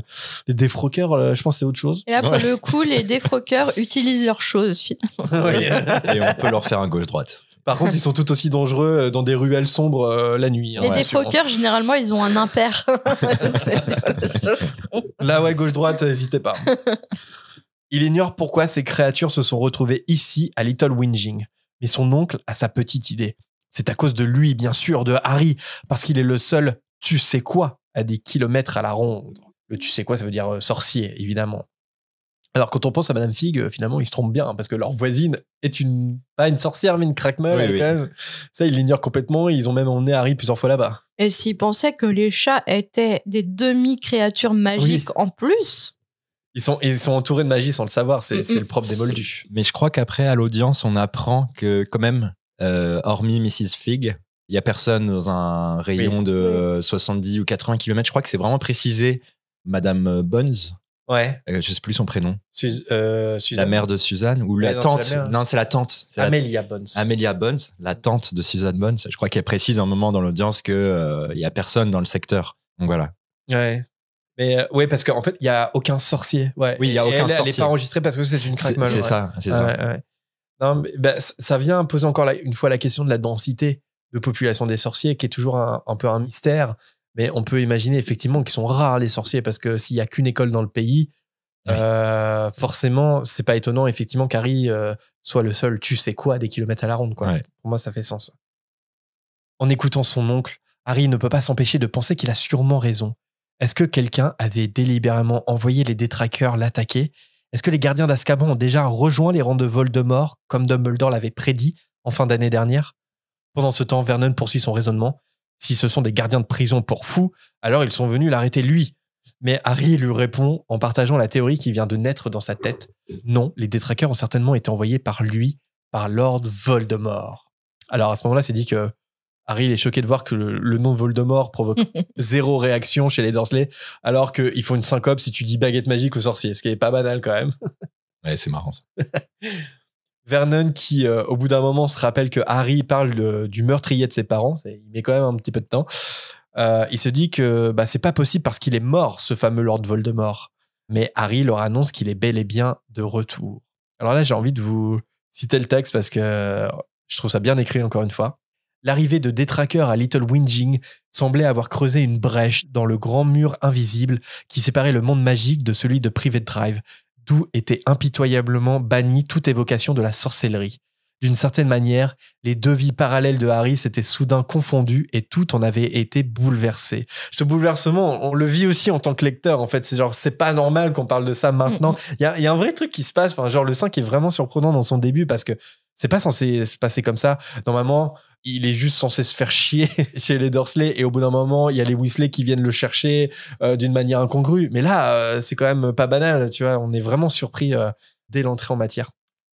Et je me suis dit aussi que c'est un tournant pour Pétunia et Vernon, cet incident, et pas seulement parce que Dudley est touché. Là, si on y réfléchit bien, c'est le début de la guerre, en vrai. Parce que, en gros, c'est les dangers qui entourent Harry dans le monde magique qui viennent jusqu'à chez eux. Ils ont été en colère, ils ont essayé de réprimer la magie en Harry, juste de base, en fait, mais il se passait rien. Enfin, tu vois, oui. Tu vois, Harry, certes, il avait des réactions magiques parce qu'ils essayaient, genre, Pétunia lui raser la tête, ses cheveux repoussent, tu vois, mais genre, c'était que des trucs en réaction à ce qu'il lui faisait subir. Sauf que là, en fait, on est dans un autre tournant en mode, en fait, oui, je suis sorcier, mais en plus, je suis pas n'importe quel sorcier. Genre, il y a Lord Voldemort qui veut me tuer. Qui veut me tuer, il est de retour, et en fait, votre vie va être changée, en fait. Voldemort et ses sbires, en plus, sont contre moi. Il a contre moi les détraqueurs, peut-être les géants. C'est terrible. Ouais, c'est une nouvelle pression. Et d'ailleurs, je sais pas, j'imagine que vous avez déjà dû en parler. C'est quand même assez étonnant que les Dursley, une fois que Harry quitte le Private Drive et pour aller à Poudlard, leur vie, du coup, on n'a pas trop d'infos, mais a priori, elle est calme. Tout se passe bien. Ah oui. Voilà. Non, mais ils l'ont que 2 mois dans l'année et encore. Hein. C'est ça, mais du coup, j'ai toujours trouvé ça un peu bizarre que les Mange-Morts, ils aient pas été kidnappés, les Dursley, parce que c'est une notoriété publique que leurs relations sont pas bonnes, mais je veux dire, même les Mange-Morts doivent le savoir, mais... Ah, tu veux dire... Tu vois, dans ce cadre-là, à partir du 5, là... À partir du 5, parce que justement, comme tu viens de le dire, ça y est, c'est la guerre. Il y a une pression nouvelle sur les Dursley aussi, où je pense qu'ils se rendent compte que là, on vient de passer à un truc supérieur, surtout Pétunia, du coup, qui comprend, en fait... un peu plus que Vernon, ouais, je pense. Qui comprend plus que Vernon, mais du coup, qui pourrait peut-être éventuellement en parler à Vernon et essayer de lui faire comprendre aussi. Voilà, je sais pas. Pourquoi les Mange-Morts ont rien tenté sur les Dursley ? Ouais, mais pour faire quoi, en fait ? Parce que, bon, déjà, une fois qu'ils sont chez eux, ils sont intouchables. Et... Oui, c'est ça. La protection, elle est aussi pour les Dursley. On est d'accord. Je pense, ouais. Mais, et puis, surtout... ils ont qu'une info, surtout. Ouais, puis tu kidnappes Vernon à son travail. Finalement, pour faire quoi ? Pour demander... Tu vois, Harry est jamais de là. Tu vois, je pense... Enfin, je sais pas. Quand même, hein. Est-ce qu'Harry ferait... Enfin, je sais pas. Pétunia, elle sort jamais de chez elle. Oui. Non, mais c'est une bonne question, c'est vrai. Pourquoi les Mange-Morts ont jamais essayé de s'attaquer aux Dursley ? Je me dis que sans doute que... Parce que finalement, en plus, tu vois, à la fin pardon, excuse-moi, au début du set, ils vont les mettre en sécurité parce que là, vraiment, ça y est, ça craint. Et c'est surtout que la protection est terminée. Ouais. Oui, parce que la protection est terminée. Ouais. Dumbledore juge que tant qu'il y a la protection magique jusqu'à la majorité de Harry, il n'est pas nécessaire de protéger les Dursley plus que ça. Ouais. Il a eu raison parce que effectivement, les Mange-Morts n'ont pas essayé de leur mettre la main dessus. Moi, je pense qu'ils l'ont pas fait parce que déjà, c'est des moldus. En fait, ils auraient pu juste les tuer par contre. Enfin, tu peux pas passer par eux pour récupérer Harry. Je vois pas un moyen de faire ça. Si tu tues les Dursley, est-ce que tu tues la protection magique dans leur maison ? C'est une bonne question, ça. Si tu tues Pétunia, surtout parce que Vernon en soi, et Dudley, ils ont aucun... voilà. Quoique Dudley... Je sais pas. Mais Mais de toute façon, c'est des moldus pour eux. Ils font... Oui, j'aime bien Ouais. cette idée de dire de toute façon c'est des moldus, on s'en fout. je pense que Enfin, c'est c'est pas intéressant quoi. Et d'ailleurs c'est peut-être dommage pour eux finalement parce qu'ils auraient peut-être mieux fait de considérer cet aspect-là des choses, les Dursley. Moi je pense que Harry il aurait malgré tout tenté quelque chose pour les sauver s'il y Carrément. avait... Mais oui, c'est sûr. Même Vernon. Genre, Ah si c'est oui. Vernon seul. Je sais pas. Laissez mourir un être Pétunia, humain. mais Vernon, c'est chaud. Je sais pas s'il aurait laissé. Ouais, Non, c'est- pas tu- Ça c'est reste trop un être humain, humaniste. quoi. Ouais, non, C'est mais trop, ouais. il est trop humaniste, Harry. On va dire que les mange-morts n'y ont pas pensé et c'est tant mieux pour l'histoire, etc. Ouais, pratique. Pour le coup, c'est TG, pas CM. C'est ta gueule, c'est pas magique, c'est des moldus.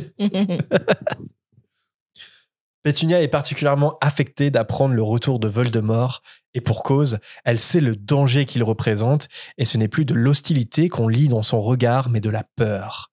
Vernon regarde successivement son fils, sa femme qui cramponne les épaules de Dudley effrayé et enfin Harry. Il semble comme gonflé et il hurle alors à Harry de partir de chez eux.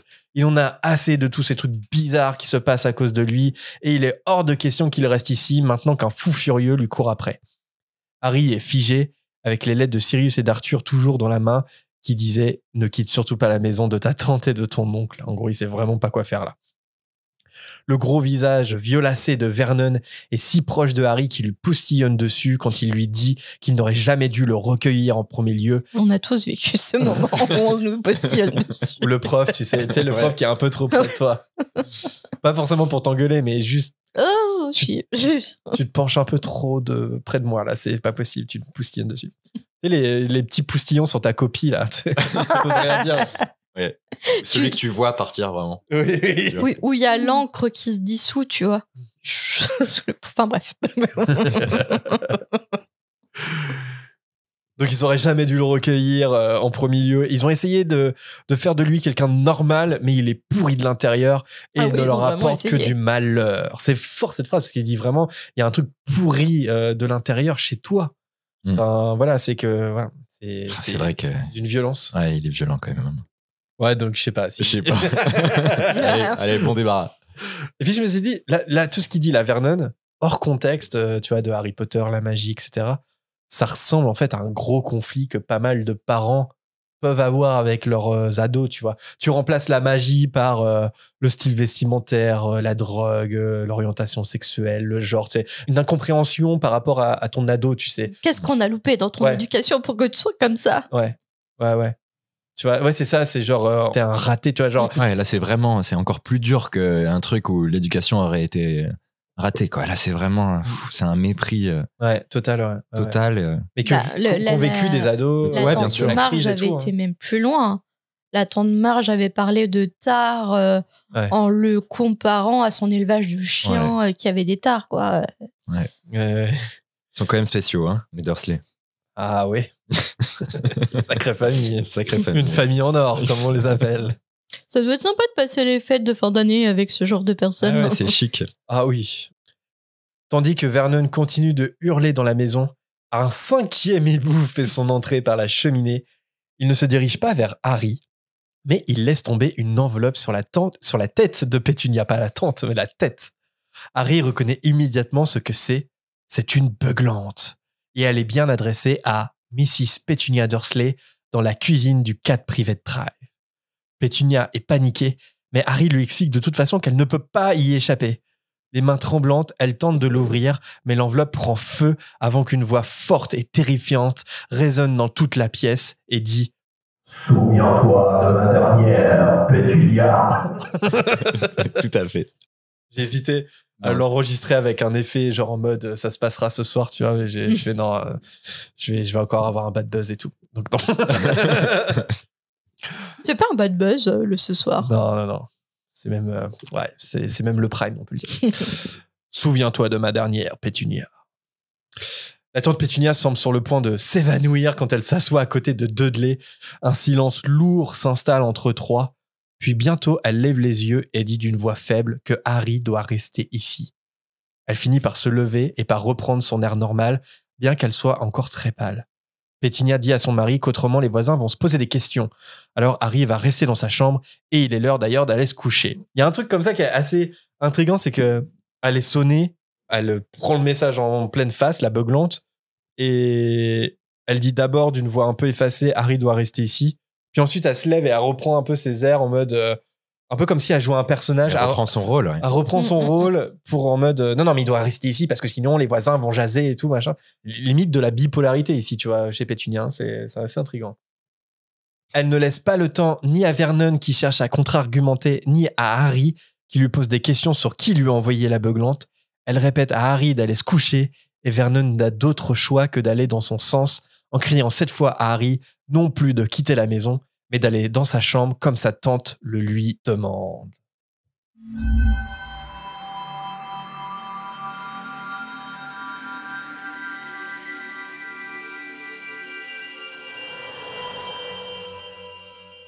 Merci Jérémy et merci Boris pour ce résumé du chapitre 2 du tome 5 d'Harry Potter. T'as kiffé, Boris? Ça t'a plu? Oui, oui, carrément, j'ai kiffé. C'était trop rapide. Quand même une petite heure et demie déjà d'enregistrement. C'est beaucoup. Ouais. Bon, il y a encore la volière, il y a encore l'after show. Après d'être terminé. Non, mais c'est un bon chapitre, en fait. Ouais, carrément. De rien. Il se passe beaucoup de choses et c'est beaucoup de choses un peu indirectes comme ça, tu vois, dans les arcanes là, du ministère de la magie, dans les souvenirs de Pétunia. Enfin voilà, c'est beaucoup de choses un peu mystérieuses. Et ça serait frustrant parce que on a le chaos avec Mrs. Fig, avec Mondingus, le chaos dans la cuisine des Dursley. Ouais. Et on sait qu'en fait, aussi, il y a tout un truc qui se passe au ministère de la magie, où Monsieur Weasley est sur le truc, où Sirius est paniqué. Enfin, on sait qu'il y a plein de trucs qui se passent partout. Ah ouais, quoi. C'est on aimerait être un peu partout à la fois, en fait. Ouais, c'est un branle-bas de combat. Et puis c'est une entrée en matière hyper forte, quoi. C'est vrai qu'on a été habitué en plus à des introductions de romans où on prend le temps d'introduire. On peut penser au tout début du 1, il y a même certains lecteurs qui ont été laissés de côté en mode qui pensent lire un livre de magie, puis en fait, bon, ok, on suit quelqu'un qui part travailler, truc de perceuse bizarre.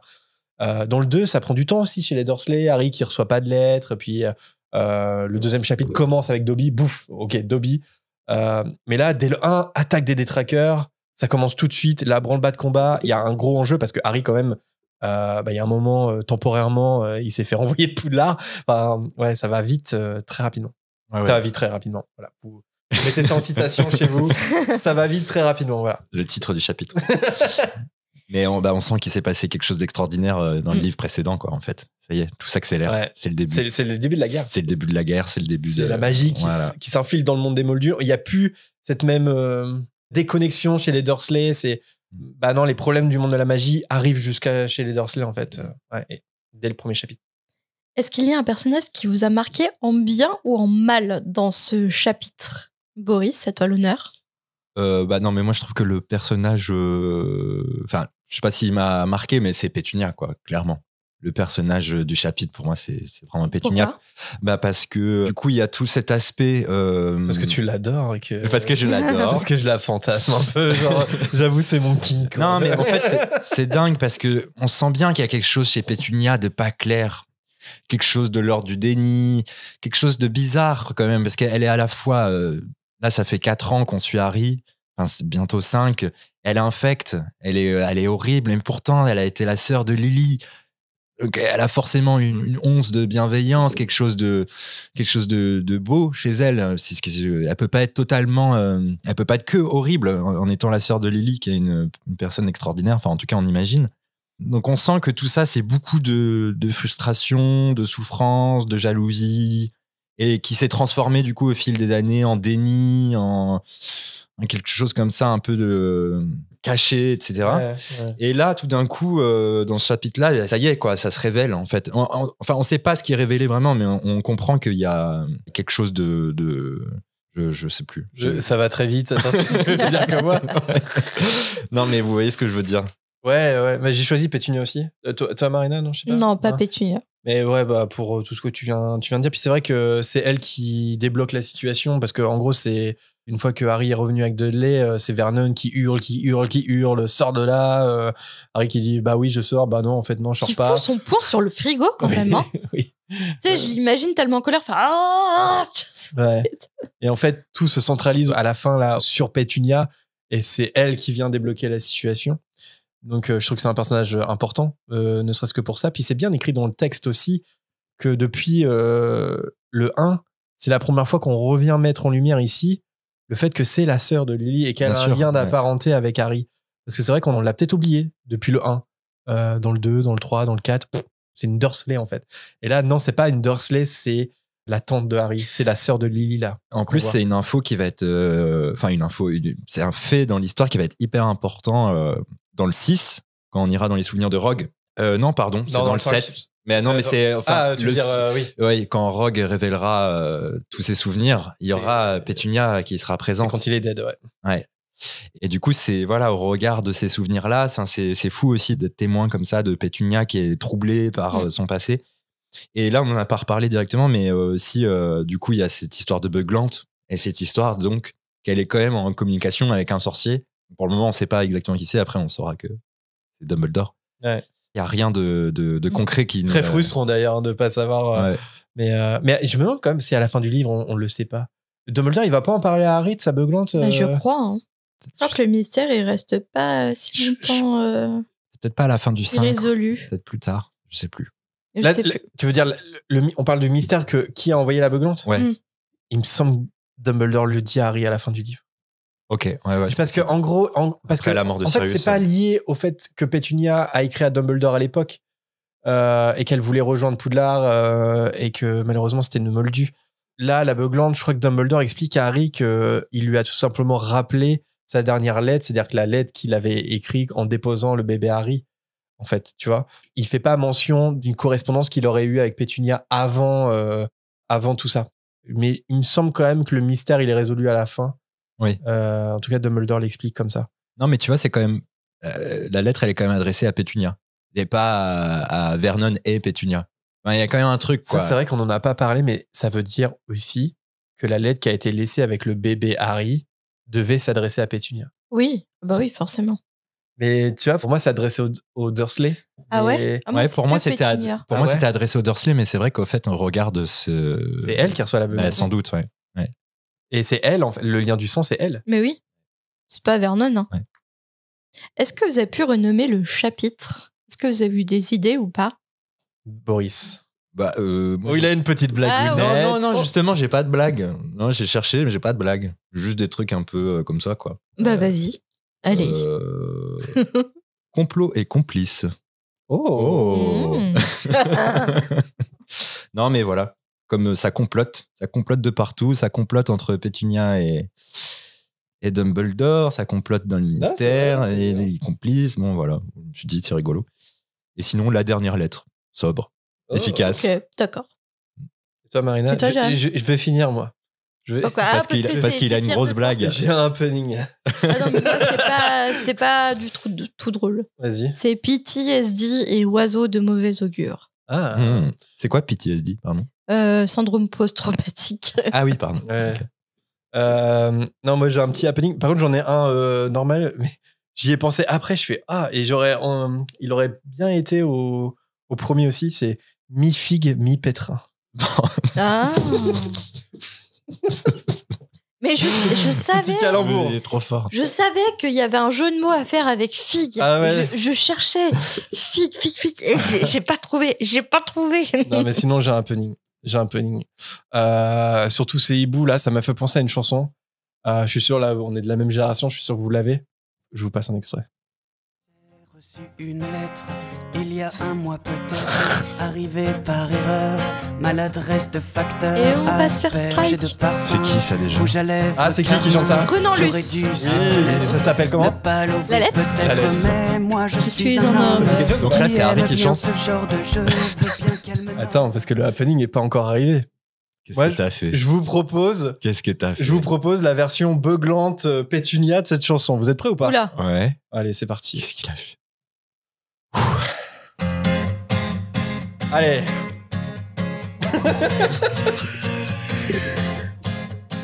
Ah ouais, j'ai préparé un truc. Vous êtes pas Le prêts? regard panique. Ok. J'ai reçu une lettre, ou une beuglante peut-être, envoyée par Dumbledore. Je crois qu'il veut ma mort, rouge et toute fumante, très clairement menaçante. J'aurais dû cette lettre ne pas l'ouvrir peut-être, mais moi je suis Pétunia, qui aime bien ce genre de jeu, veux bien être ça. Pâqueretour, c'est comme il veut. Oh, oh, oh, oh, c'est comme il veut, c'est comme il veut.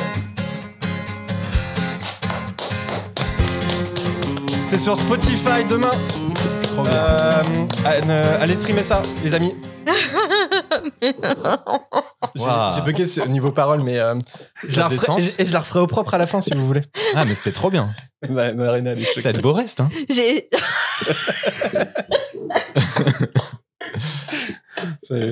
On a perdu Marina. En Attends, mais plus, c'était fou. anecdote, j'ai écrit ça. J'étais dans le lit à côté de Marina. Qui dormait. J'étais là en mode. Ouais, non, tu dormais pas, je crois que tu lisais. J'étais là. Et je faisais. Et je faisais en sorte que tu me vois pas. Ouais, là, ça marche. Ouais. Je vous la refais à la fin. Si vous voulez. J'ai vu le regard paniqué de Boris au départ. Genre, mais qu'est-ce qu'il a préparé? On n'est pas prêt. Ah, mais trop fort. Ouais, voilà. Pardon. Puis j'aime bien les petits renommages sonores. Dès que je peux en faire, j'en fais un. Je vous écrirai pas des chansons à chaque fois, hein, quand même. Mais voilà, c'était sympa. Le chat, vous avez aimé? Ouais, j'ai direct à l'Olympia, non? Jérémy Garnier. J'avais ressorti le chat. Voilà, petite surprise. Bah c'est sûr qu'ils ont aimé. Ils veulent la suite, là. Bah, je te dis, sur Spotify demain. Je plaisante. T'imagines, il y a un artiste qui s'appelle Fréquence 9.3. Et on commence à publier tout le Plagie truc. la lettre de Renan Luce. Renan Luce mécontent lance une procédure judiciaire. Et on peut se faire strike comme ça sur Twitch Non, juste non, avec non. des bouts de chansons? Non, Non, ça va. y a pas de souci. Il ne reste plus qu'à passer à la volière. Ouais, c'est parti.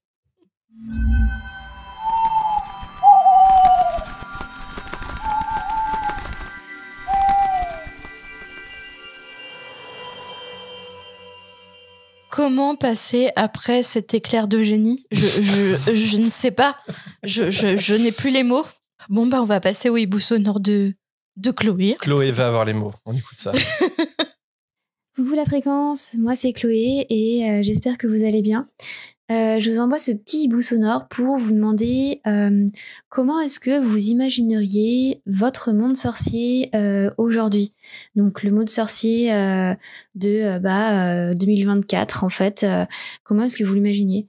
Moi j'imagine bien aujourd'hui des sorciers qui sont moins séparés du monde moldu avec par exemple des sorciers ingénieurs et une intégration des nouvelles technologies et des avancées technologiques dans le monde magique avec bien sûr des réfractaires anti-moldus et anti-technologie comme on peut bien s'en douter, mais j'ai du mal en fait à imaginer les jeunes sorciers se tourner le dos et se séparer vraiment des avancées technologiques qu'on a de nos jours. Donc voilà, j'imagine vraiment cette intégration de la technologie dans le monde sorcier. Salut! Merci Chloé pour ton hibou. Alors, moi je pense que Hermione faisant partie du ministère de la magie en 2024, toujours je pense. Je pense que Hermione est censée être ministre de la magie, normalement, là, encore aujourd'hui, je pense. Hein, c'est marrant de dire ça. Je pense qu'elle a intégré un peu de technologie du monde moldu, mais suffisamment pour pas détraquer les sorciers face à cette vague de technologie. Je sais pas si vous voyez ce que je veux dire. Par exemple, je ne sais pas si c'est une bonne idée de mettre les smartphones dans le monde des sorciers, admettons. J'espère pas. Moi, j'ai un problème fondamental avec cette idée-là, c'est que, bon, il n'y a pas d'électricité chez les sorciers. Si? Non. A priori, non, c'est vrai. Non. Ils n'ont même pas besoin. Donc, à partir du moment où tu n'as même pas l'électricité qui est dans la vie des sorciers, je trouve ça compliqué d'imaginer un smartphone. Un smartphone, il faut le charger, il faut une prise électrique, quoi. Ouais, c'est vrai. Est-ce que la magie peut recharger un smartphone? En fait, oui. T'as les recharges, tu sais. Non, mais en fait, juste à poser. De toute façon, c'est sûr que si t'avais un smartphone, tu fais un petit coup de baguette magique et puis voilà, c'est rechargé. C'est sûr que ça, tu peux le faire. Parce que par exemple, il y a quand même quelques évolutions technologiques sympas. Par exemple, l'horloge des Weasley pour savoir s'ils sont en danger de mort, s'ils sont bien là. il y a des applications maintenant sur le téléphone pour savoir où est sa famille, de localisation. Mais en fait, on pourrait imaginer du détournement d'objets moldus plus, quoi. Donc, un smartphone qui permettrait, je sais pas quoi, avec des fonctions avancées. On pourrait imaginer quelque chose comme ça. Mais, pareil. Mais il y a une partie de moi qui. Je suis pas convaincu, moi. En fait, les sorciers n'ont pas l'esprit pratique. C'est ça le truc, c'est que les sorciers recherchent pas forcément l'efficacité, ce qui va être, tu vois. C'est-à-dire que je pense pas qu'ils aient un attrait particulier pour la technologie ou pour Internet. Oui, mais parce qu'ils vont jamais chercher à s'intéresser. Ouais, c'est vrai. Alors que là, Hermione, elle va essayer d'ouvrir le monde des sorciers un peu plus à la modernité et aux différentes cultures aussi. J.K. Rowling avait écrit un article sur Pottermore. C'était en 2015 sur la technologie. Et on avait appris dans cet article que Internet pouvait être utilisé en cours d'études des moldus, par exemple. Donc, il y a Internet à Poudlard, tu peux avoir accès, mais dans un truc limité d'études des moldus. Oui, d'études, ouais. Mais parce qu'on sait aussi dans les livres, ça c'est dans le 4, je sais pas si vous vous souvenez, et quand ils essaient de savoir comment Rita Skeeter fait pour surprendre les discussions et faire tous ces articles, il y a Harry, je crois, qui dit mais ça se trouve elle a des micros. Et Hermione a dit mais non, mais les micros, comme toute technologie en moldu, ça marcherait pas à Poudlard parce qu'il y a trop d'ondes magiques. C'est ça. Et finalement l'électricité c'est ça, c'est des ondes en fait. Ouais. Et du coup, vu que pour faire fonctionner un smartphone il faut de l'électricité. Mais moi, ce qui m'intéresse dans la question, c'est pas tant sur les nouvelles technologies que sur les interactions avec les moldus et sur quelque chose de plutôt, on va dire, culturel. Sur comment les sorciers pourraient s'intégrer un petit peu plus à la société moldue en général. Et je me dis qu'en 2024, bon, malheureusement, il y a son lot aussi d'élan réactionnaire en 2024, mais il y a quand même aussi beaucoup de progressisme dans la société. Et je me dis, est-ce que les sorciers sont pas...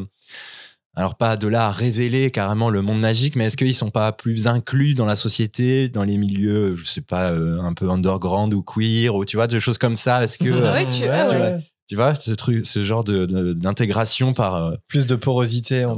Et voilà. Mais et donc du coup, ça questionne par exemple, effectivement peut-être l'utilisation des réseaux sociaux qui du coup nécessiterait un smartphone ou des choses comme ça. Il y a peut-être aussi des sorciers tout simplement qui, il y a peut-être plus d'Arthur Weasley. Tu vois, des gens qui s'intéressent aux technologies moldues, des sorciers qui aiment Internet, qui peuvent, non, mais c'est possible peut-être que Internet, c'est quand même bon. Il y a beaucoup de bullshit sur Internet, mais il y a quand même, ça peut permettre une grande ouverture sur le monde que tu ne connais pas aussi, Internet. Hein. Et puis, sur les connexions, comme tu dis, Boris, moi je pense que c'est intéressant de se l'imaginer en tout cas parce que faut pas oublier aussi qu'à la fin des Reliques de la Mort, enfin quand l'histoire s'arrête, c'est une fin de guerre aussi, et c'est une guerre qui a été provoquée par quoi ?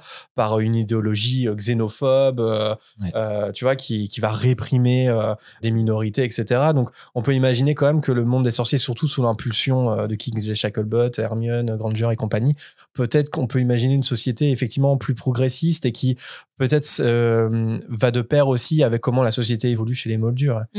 En tout cas, je vois bien Hermione aller dans ce sens. Oui, parce qu'elle est très militante. En plus, Hermione, elle apporte, je pense que c'est un peu une ode au changement aussi, Hermione. Oui, et puis sur le droit de toutes les minorités. Enfin, en l'occurrence, les moldus, qui n'est pas une minorité d'ailleurs. Mais... Ouais, parce que je pense que la SALE avec les elfes de maison, c'est une amorce de son combat politique. Mais on pourrait parler d'antiracisme, on peut parler juste de démocratie. Il n'y a pas de démocratie dans le ministère. Enfin, c'est quand même une folie, tu vois. Genre, Cornelius Fudge, il a pu faire ce qu'il voulait. Ne serait-ce que la transparence de la politique. Le monde des sorciers, on a besoin. Liberté de, je sais pas, de sexualité, de genre, toutes les libertés individuelles. Elle va porter mai 68 dans le monde des sorciers. Mais ils sont en retard, hein. On va pas se mentir. Ouais. Oui, c'est ça. C'est que fondamentalement, ils sont quand même vachement en retard. Et même s'ils ont pas, par exemple, le racisme, t'as pas l'impression qu'il y a des problèmes de racisme dans le monde de la magie, mais ils ont des problèmes de Sandbourg et compagnie, tu vois. Genre, ils ont d'autres problèmes. Oui, c'est ça. On verra s'ils développent plein de séries, plein de trucs. Ça se trouve, on peut imaginer peut-être un jour une série, voire un film, j'en sais rien, du monde de la magie en 2024. Mais nous, on en parle souvent avec Marina, c'est un truc qu'on aimerait bien voir. Ou même dans un jeu vidéo, par exemple, ça ressemble à quoi le monde de la magie aujourd'hui ? Poudlard aujourd'hui, est-ce que ça a un petit peu évolué ? Moi, j'aime bien me dire, parce qu'il y a un côté confortable de ça se change jamais vraiment, tu vois. C'est toujours un peu les mêmes pierres, mais c'est bien aussi que la société évolue, quoi. Donc, j'imagine un peu un truc comme ça. Mais juste, pardon, avant de conclure, le château tel qu'il est décrit, Poudlard, on a quand même l'impression qu'il a pas beaucoup changé depuis la création. C'est vraiment la même chose. Donc, tu vois, c'est pour ça, j'ai l'impression. C'est moyenâgeux. Ils ont peut-être changé la literie. En tout cas, je l'espère pour les élèves. Ils ont installé la plomberie, ça on le sait, parce que ça n'existait pas. Voilà. Et ça, c'est pas mal. Parce que les latrines. Mais c'est un peu la base, tu vois. Ouais, c'est ça, c'est la base. Oui, c'est la base. Donc, du coup. Mais peut-être un jour l'électricité, qui sait. La salle des ordinateurs. Ouais, voilà. Bah, moi, j'imagine, t'es un peu comme un CDI moldu, tu vois. C'est genre, waouh, ah ouais. C'est quoi ça et tout. Et genre, t'as des sorciers, ils arrivent, ils savent pas comment utiliser le clavier, la souris. On va trop voir ça. La boîte à troubadour. Simus Finnegan qui fout le feu à son ordi. Oui, bah oui, évidemment. Allez, on passe au second hibou sonore. Il nous a été envoyé par Jean. Alors, salut la fréquence, salut Marina, Jérémy, les auditeurs et l'invité. J'ai une question par rapport au 7 partie 2. Harry, dans les films, récupère la position du diadème de Serre d'Aigle en expliquant à Rowena qu'ils veulent le détruire. Et elle répond que Tom Jedusor lui avait déjà demandé la même chose, c'est à ce moment-là qu'elle lui a donné, et que c'était aussi pour le détruire. Sauf que pourquoi elle lui a donné? Parce qu'à ce moment-là, à Tom Jedusor, je parle, parce qu'à ce moment-là, c'était pas un objet de magie noire, c'était pas un Horcrux, et il me semble que ça doit plutôt être un objet auquel elle tient, c'est son diadème. Donc, est-ce qu'il y a quelque chose qui m'échappe? J'ai pas lu le 7 en livre, donc peut-être qu'il y a plus d'explications. En tout cas, voilà, si vous avez une réponse, ça me ferait plaisir de l'avoir. Sinon, continuez comme ça, je vous écoute tout le temps, le matin pour aller bosser, le soir quand je rentre, la nuit quand je dors, et quand je mange, enfin bref, tout le temps. Merci beaucoup, et à bientôt, au revoir. Merci Jean pour ton hibou sonore. Alors pourquoi donner l'emplacement du diadème à Voldemort? Alors déjà petite correction, ce n'est pas Rowena Serre d'Aigle mais c'est bien Helena Serre d'Aigle. C'est sa fille. Dame grise. Voilà, la dame grise. C'est sa fille ou c'est sa nièce? C'est sa fille. Sa fille. C'est sa fille. Ouais. Okay.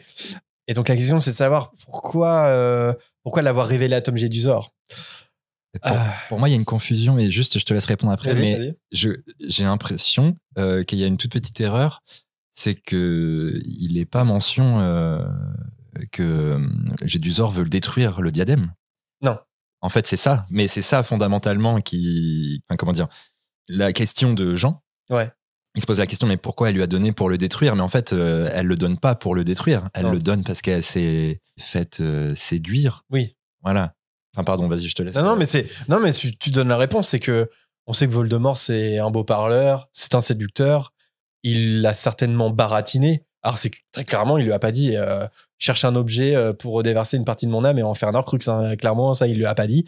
Et justement, alors je sais pas ce qu'il lui a dit, parce qu'on n'a pas cette scène, mais il lui a peut-être dit je le mettrai en lieu sûr, ou même je le ferai venir à Poudlard, parce que c'est là d'où l'objet devrait être conservé, etc.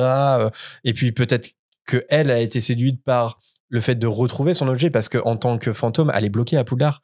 Donc le fait qu'un élève comme ça lui promette de lui ramener son diadème, qui n'est pas son diadème d'ailleurs, c'était celui de sa mère, bah peut-être qu'elle s'est fait avoir. Mais je le vois comme ça. Dans tous les cas, elle s'est fait avoir. C'est-à-dire qu'elle n'a pas été complice en aucun cas du plan de Voldemort. Donc voilà, j'ai été rechercher ce qu'elle dit exactement dans les reliques de la mort. En fait, la Dame Grise, elle explique à Harry je n'avais aucune idée, il me tenait des propos flatteurs, il semblait comprendre, compatir. Voilà, donc en fait, Voldemort, il sait très bien faire ça, quoi. Voilà, on le sait. Donc il a réussi à la manipuler. Alors il pouvait pas la tuer comme il l'a fait avec Hepzibah Smith, parce que c'est un fantôme. Donc tu tues pas un fantôme. Mais il a quand même réussi à lui tirer les vers du nez, comme avec Slughorn quelque part. C'est-à-dire que Slughorn, il arrive à le séduire pour avoir des infos sur les Horcruxes qu'il n'arrive pas à trouver. Donc je le vois un peu comme ça. C'est-à-dire que ce qu'on voit avec Slughorn, imaginez un petit peu la même chose avec Helena Serre d'Aigle, la Dame Grise. Séduit même les fantômes. Ouais. Finalement. Beau gosse. Beau gosse.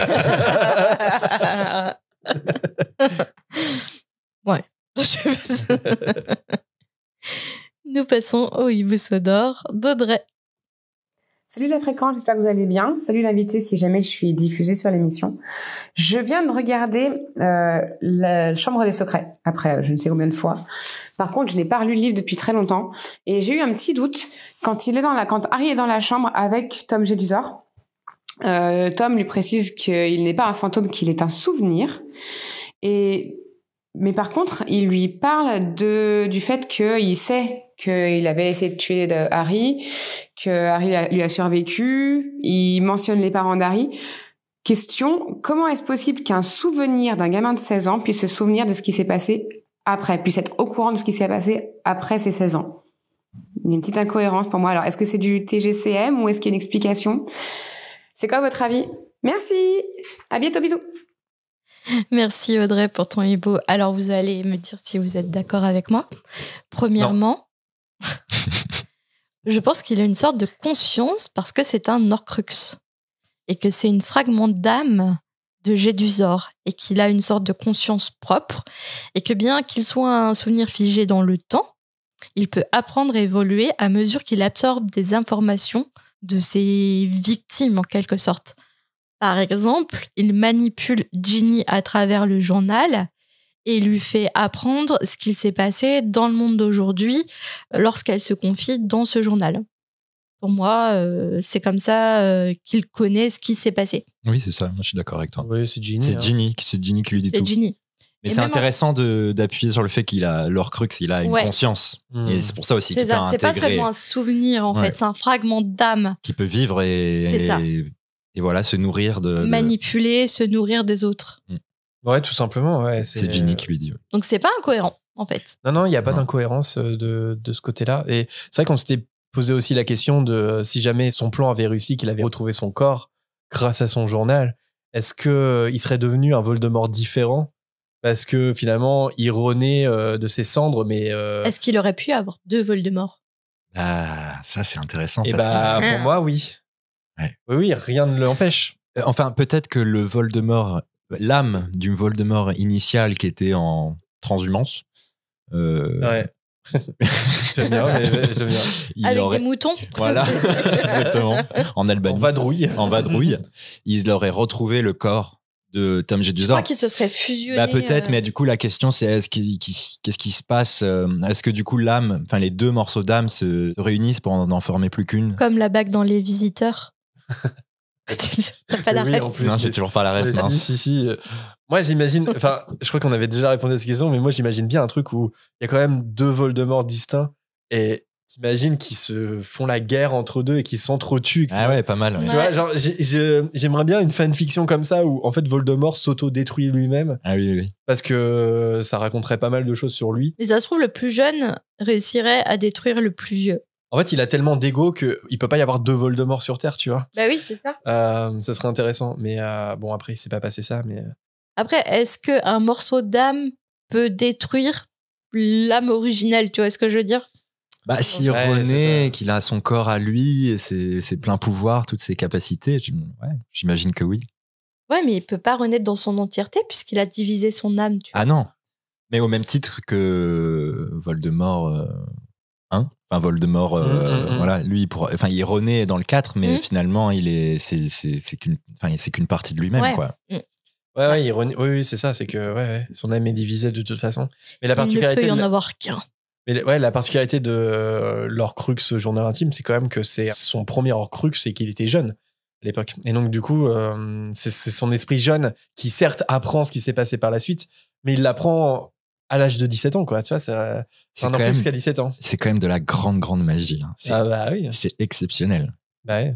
Enfin, pardon, Ouais, mon côté serpentard. Serpentard. Direct. Non, mais c'est fou Bah comme oui. magie.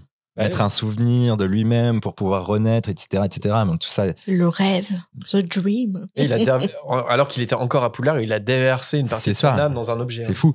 Et juste un petit mot pour Ginny. Enfin, je pense que effectivement, donc Ginny lui raconte tout ce qui s'est passé. On peut imaginer que du coup, elle lui fait le récit de Harry Potter, de Voldemort, mais aussi tout un tas d'autres choses. Oui. Je suis trop en crush Qu'il a sur dû Harry. se farcir. Ouais, c'est ça. Franchement, Harry, aujourd'hui, il était trop beau avec son pull Ouais. rouge. Oui, parce que lui, pour pouvoir séduire Ginny et c'est ça. et avoir une emprise sur elle, il a dû se faire passer pour un journal intime. C'est ça. Un journal Oui. intime qui lui veut du bien, tu Ouais, vois. ouais. Et je pense que, par contre, il a dû se farcir des trucs d'une ado. Aujourd'hui, il y a De Audrey 11 qui ans. m'a trahi parce qu'elle m'a trop mal parlé. C'est marrant à s'imaginer. On passe au dernier hibou. Mhm. Il nous a été envoyé par Alexis. On écoute. Bonjour à Jérémy et Marina et à l'invité, j'espère que vous allez bien. Alors moi je me posais une question totalement théorique, mais j'ai toujours été passionné par le voyage dans le temps dans les récits de science-fiction et fantastique, et en oubliant évidemment le fait que les retourneurs de temps aient tous été détruits après le tome 5 il me semble, et il s'ajoute à ça le fait que les retourneurs de temps ne fonctionnent pas tout à fait de cette façon, même si on a bien vu ce qu'ils en ont fait dans l'Enfant Maudit, je me demandais comment réagirait le Dumbledore du premier tome si d'un coup un Harry âgé de 17 ans, ayant utilisé un retourneur de temps, débarquait dans son bureau pour lui parler des Horcruxes et de comment les détruire. Vu la sagesse du personnage, je me demandais s'il serait surpris, étonné, ou si à l'inverse, une telle chose ne l'étonnerait pas plus que ça. Donc voilà, j'avais envie d'en discuter avec vous. À très bientôt, et surtout continuez comme ça parce que votre travail est super. Merci Alexis. Il y a des grillons dans votre micro? Oui, le petit problème de son, mais c'est ok. Alors comment réagirait Dumbledore du tome 1 si Harry du futur débarquait pour... T'as pris un petit coup de vieux là. Ouais, c'est un peu ça, ouais. Alors oui, premièrement, comme tu le dis dans ton message, des retourneurs de temps qui permettent de revenir plusieurs années en arrière, ce n'est pas canon. C'est dans l'Enfant Maudit, mais ce n'est pas canon. Après, si on accepte le côté fanfiction de la chose, je pense en effet que ça aurait pu aider Dumbledore, parce que oui, peut-être qu'il serait parti en quête des Horcruxes plus tôt, en fait. Enfin, ça aurait juste accéléré le process. Enfin, je le vois un peu comme ça. Parce qu'en fait, à partir de la fin du 2, il suspecte fortement le journal d'être un Horcrux. Ouais. Donc ça, on le sait. Mais c'est que 4 ans plus tard, finalement, qu'il en trouve un autre avec la bague. Donc il s'est quand même passé 4 ans. Et il faut plusieurs mois encore pour qu'il apprenne qu'il y en a 6 en tout grâce au souvenir de Slughorn et tout. Donc je pense que ça aurait été un moyen de gagner du temps si tant est que 1, c'est possible, et que 2, peut-être aussi que ça pourrait le faire débloquer de voir Harry débarquer comme ça. Enfin, c'est expliqué un peu dans Le Prisonnier d'Azkaban que tu peux pas trop jouer avec le temps parce que sinon tu deviens zinzin, tu vois. Puis tout serait possible finalement si ouais, tout serait possible. Vous avez tous des voyages dans le temps. Et moi, je me rends pas compte qu'est-ce qui se passe parce que un retourneur dans le temps, le principe, c'est qu'il faut que tu reviennes à l'endroit d'où tu es parti, c'est ça. On est d'accord.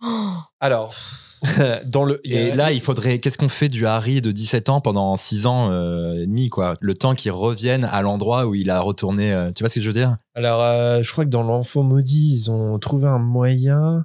Attends, c'est quoi dans l'Enfant Maudit? J'ai lu qu'une fois l'Enfant Maudit, je m'en souviens pas du tout. Je crois, en fait, j'ai très vite oublié. Ouais. Ils ont un super retourneur de temps, machin. Ils peuvent faire des allers-retours. Bref, ouais. J'ai pas, voilà. Mais en fait, ça te permet de revenir des années en arrière, mais je crois pour un temps limité, tu vois. Ouais. Et après, tu t'es repropulsé. Enfin, trop facile.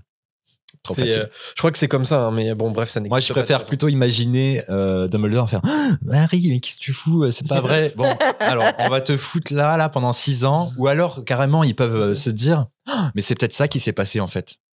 Mais attends, tu veux dire quoi de Harry pendant 6 ans? Le double. Il est en train de briller, là, regarde, non, tu mais vois, le double, il est en train de devenir fou. Le double de Harry. Parce que Harry, il revient en arrière, mais du coup, il y a toujours lui de 11 ans qui est là. Oui, mais il vit. Il fait ses cours, mais lui, 17 ans, du coup, il est là dans le monde quand il a 11 ans. Ouais, il est là, coucou, quoi. Et peut-être que, en fait, ils peuvent partir en mission avec Dumbledore, tu vois. Attends, Dumbledore avec un Harry qui a 11 ans. Oui, et il gère. Et Dumbledore, il se dit, mais en fait, je dois continuer à gérer Harry de 11 ans ou 12 ans de la même manière que je l'ai déjà fait dans le passé, puisque c'est déjà arrivé, puisque du coup, Harry de 17 ans vient d'arriver. Mais non. En fait, c'est ça que quand tu joues avec le temps, c'est trop dangereux. Ouais. Et puis, j'ai même envie de dire, quitte à être dans la science-fiction, si Harry peut revenir 6 ans en arrière, pourquoi pas revenir 50 ans en arrière et tuer Tom chez du sort avant qu'il ait eu le temps de faire le moindre Horcrux. Tranquille, ouais, mais du coup, tu changes tout. Bah oui, tu changes peut-être tout. que Harry, il arrivera. Et du coup, il s'autodétruit. Bah oui, c'est ça. Peut-être. Bah oui, on sait pas. On sait pas. Mais non. De toute façon, retourner le temps pour retourner 1 heure en arrière, il faut faire un tour, c'est ça? Ouais. Ou un truc dans le genre. Donc... mais encore une fois, dans l'Enfant Maudit, ils ont trouvé un truc. Ouais. Voilà, ouais. Bref. Mais en tout cas, moi, je voulais juste dire que je pense que Dumbledore, il est déjà au courant des Horcruxes. Et il se doute. Mm-hmm. Parce que notamment dans le 5, quand il dit désolé, j'aurais dû te parler plus tôt de tout ça. Dans le 1, mais tu étais trop jeune. Dans le 2, parce qu'il sait la prophétie, il sait les pouvoirs de Voldemort, il sait. Je pense qu'il aurait pas, en soi, il aurait pas été surpris. Mais après, t'as raison, il y a quand même la mise en place Ouais, c'est ça. de la réflexion et ça prend du temps et tout ça, quoi. Mais... Ouais, le deuxième Horcrux, il faut 4 ans à peu près pour qu'il soit détruit. Donc, je pense juste, voilà, pour vraiment répondre à la question premier degré, Alexis, ça serait ça, gagner du temps. Après, effectivement, moi, je suis d'accord avec toi. En fait, dès lors qu'il voit le journal intime, il sait que son secret, c'est ça. Son secret d'immortalité, c'était ça. Après, Slogan, c'est important parce qu'il veut savoir il y a combien d'Horcrux. Et en fait, Slogan sert juste à ça, en fait. Ouais. Il sert à valider la théorie de l'Horcrux, même si je suis sûr que Dumbledore est quasiment sûr de lui. Mais ça sert surtout à savoir, OK, il avait l'intention d'en faire 6, donc il faut chercher 6 Horcrux en tout, quoi. Voilà. Bon, bah, Alexis, tu nous as bien cassé les neurones. Merci. J'ai cru que t'allais dire casser autre chose, mais... Tu nous les as bien cassés. Cassé. Bon, bah, c'est la fin de cette volière. Pour y participer, envoyez-nous un message vocal d'1 minute, pas plus s'il vous plaît, soit en message privé sur nos réseaux, soit par email. Tous les liens sont en description. N'oubliez pas de nous suivre d'ailleurs sur Insta, Twitter ou Facebook en fonction de ce que vous utilisez. Le serveur Discord est toujours là, bien sûr, pour discuter avec d'autres auditeurs et auditrices. Et si ça vous dit de nous voir en direct pendant un enregistrement comme maintenant, n'oubliez pas de suivre la chaîne Twitch Stream of Tracker. Certains replays sont dispo sur YouTube aussi, pas les podcasts, mais quand je fais d'autres lives en solo ou avec Marina. Les podcasts audio sont sur la chaîne YouTube également, comme sur à peu près toutes les plateformes d'écoute. On n'oublie pas les petites étoiles, les commentaires aussi, ça fait toujours plaisir. Merci au passage à Luna Serdaigle, Stijo et le Nifleur qui nous ont mis 5 étoiles avec un commentaire sur Apple Podcast. Le Nifleur qui a pris quand même le temps et tout, tranquille. et à Barry Potter qui a fait la même chose sur Podcast Addict. Merci à vous. On lit tous les commentaires globalement, donc n'hésitez pas à réagir, notamment sur Spotify. Comme vous le savez, vous pouvez nous soutenir et rejoindre notre communauté Patreon avec 4 € par mois, vous permettez de financer notre projet et de votre côté, vous accédez aux épisodes en avance et aux after-shows. On va justement faire un petit quiz pour le dernier enregistrement de l'année et ça va être trop sympa. Et quand nos enregistrements sont filmés comme maintenant, les replays vidéo sont disponibles depuis là-bas pour nos contributeurs et contributrices. Un bon point aussi, c'est que Patreon, ça fonctionne comme une appli d'écoute. Donc, vous pouvez lancer un épisode ou un after-show et faire autre chose sur votre téléphone. Vous pouvez aussi lier votre compte Spotify directement. Bref, c'est super simple et n'hésitez pas à passer un step si vous aimez ce qu'on fait et à nous soutenir pour 2025. Ça fait quelques épisodes qu'on reçoit des amis directement depuis notre studio parce qu'on a envie de le faire plus souvent. Mais rassurez-vous, on n'abandonne pas pour autant les enregistrements à distance avec les auditeurs et auditrices. Peu importe où vous vous trouvez, en France ou dans le monde. On a même eu déjà des auditeurs, auditrices dans d'autres continents, etc. Donc c'est possible. Pour candidater, ça se passe sur Discord. C'est depuis là-bas qu'on organise tout ça, en fait, les enregistrements, les candidatures, tout ça. Et lancez-vous et peut-être qu'un jour, vous nous accompagnerez sur un prochain épisode. Alors Boris, comment ça s'est passé ? Est-ce que tu es choqué de la musique Ah ouais, l'album. À quand ça l'album ? Va, tu vas t'en remettre. J'ai fait 15 secondes, vous parlez d'album. Attendez. Après l'Olympia. Mais non, bah, c'était super. T'as passé un bon moment ? Moi, j'ai passé un très bon moment. J'espère que j'ai pas trop bafouillé. Et juste, j'ai l'impression de pas avoir assez bien expliqué pourquoi Pétunia était si importante dans ce chapitre et tout ce qui s'ensuit, mais c'est pas grave. Et tu reviendras. Mais on reviendra. Et puis tu l'as bien expliqué en plus. Eh ben, Okay. Et sinon, tu l'expliqueras dans l'after show si on a le temps. Oui. aussi. Voilà. Non, mais en tout cas, c'était super. Vous êtes trop bien. Ouais. Trop cool. Bah ouais. Et on a hâte de voir ton quiz du coup. Oh, la pression. Restez en live Twitch si vous êtes avec nous. Mon premier quiz. Ouais.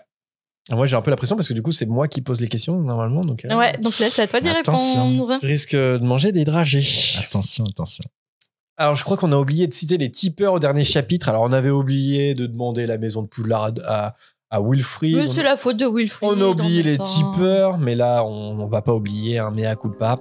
Alors, on remercie Corsetilou, Marinette, Lucie, Dispirit, Bispac, Pokipims, Nicelia, Erol, Sophie, Mugiwara, Kimidoc, Aurélien, James, Pamela et Chloé. Quant à nous, on se retrouve très vite pour le chapitre 3 de l'Ordre du Phénix, qui s'intitule La garde rapprochée. C'est vous, notre garde rapprochée. Vous êtes notre troupe de Potterheads fidèles qui veille sur nous. Hâte de vous retrouver. À bientôt. Salut. Salut. Salut. Au revoir.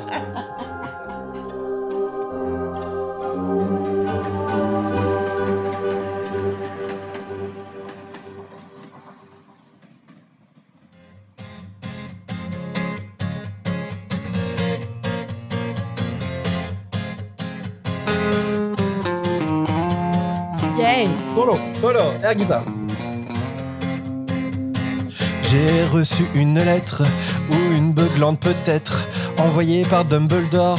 Je crois qu'il veut ma mort, rouge et toute fumante, très clairement menaçante. J'aurais dû cette lettre ne pas l'ouvrir peut-être, mais moi je suis Pétunia qui aime bien ce genre de jeu, veut bien être ça. Pâquerette ou rose, c'est comme il veut. Papa, papa, la la la la.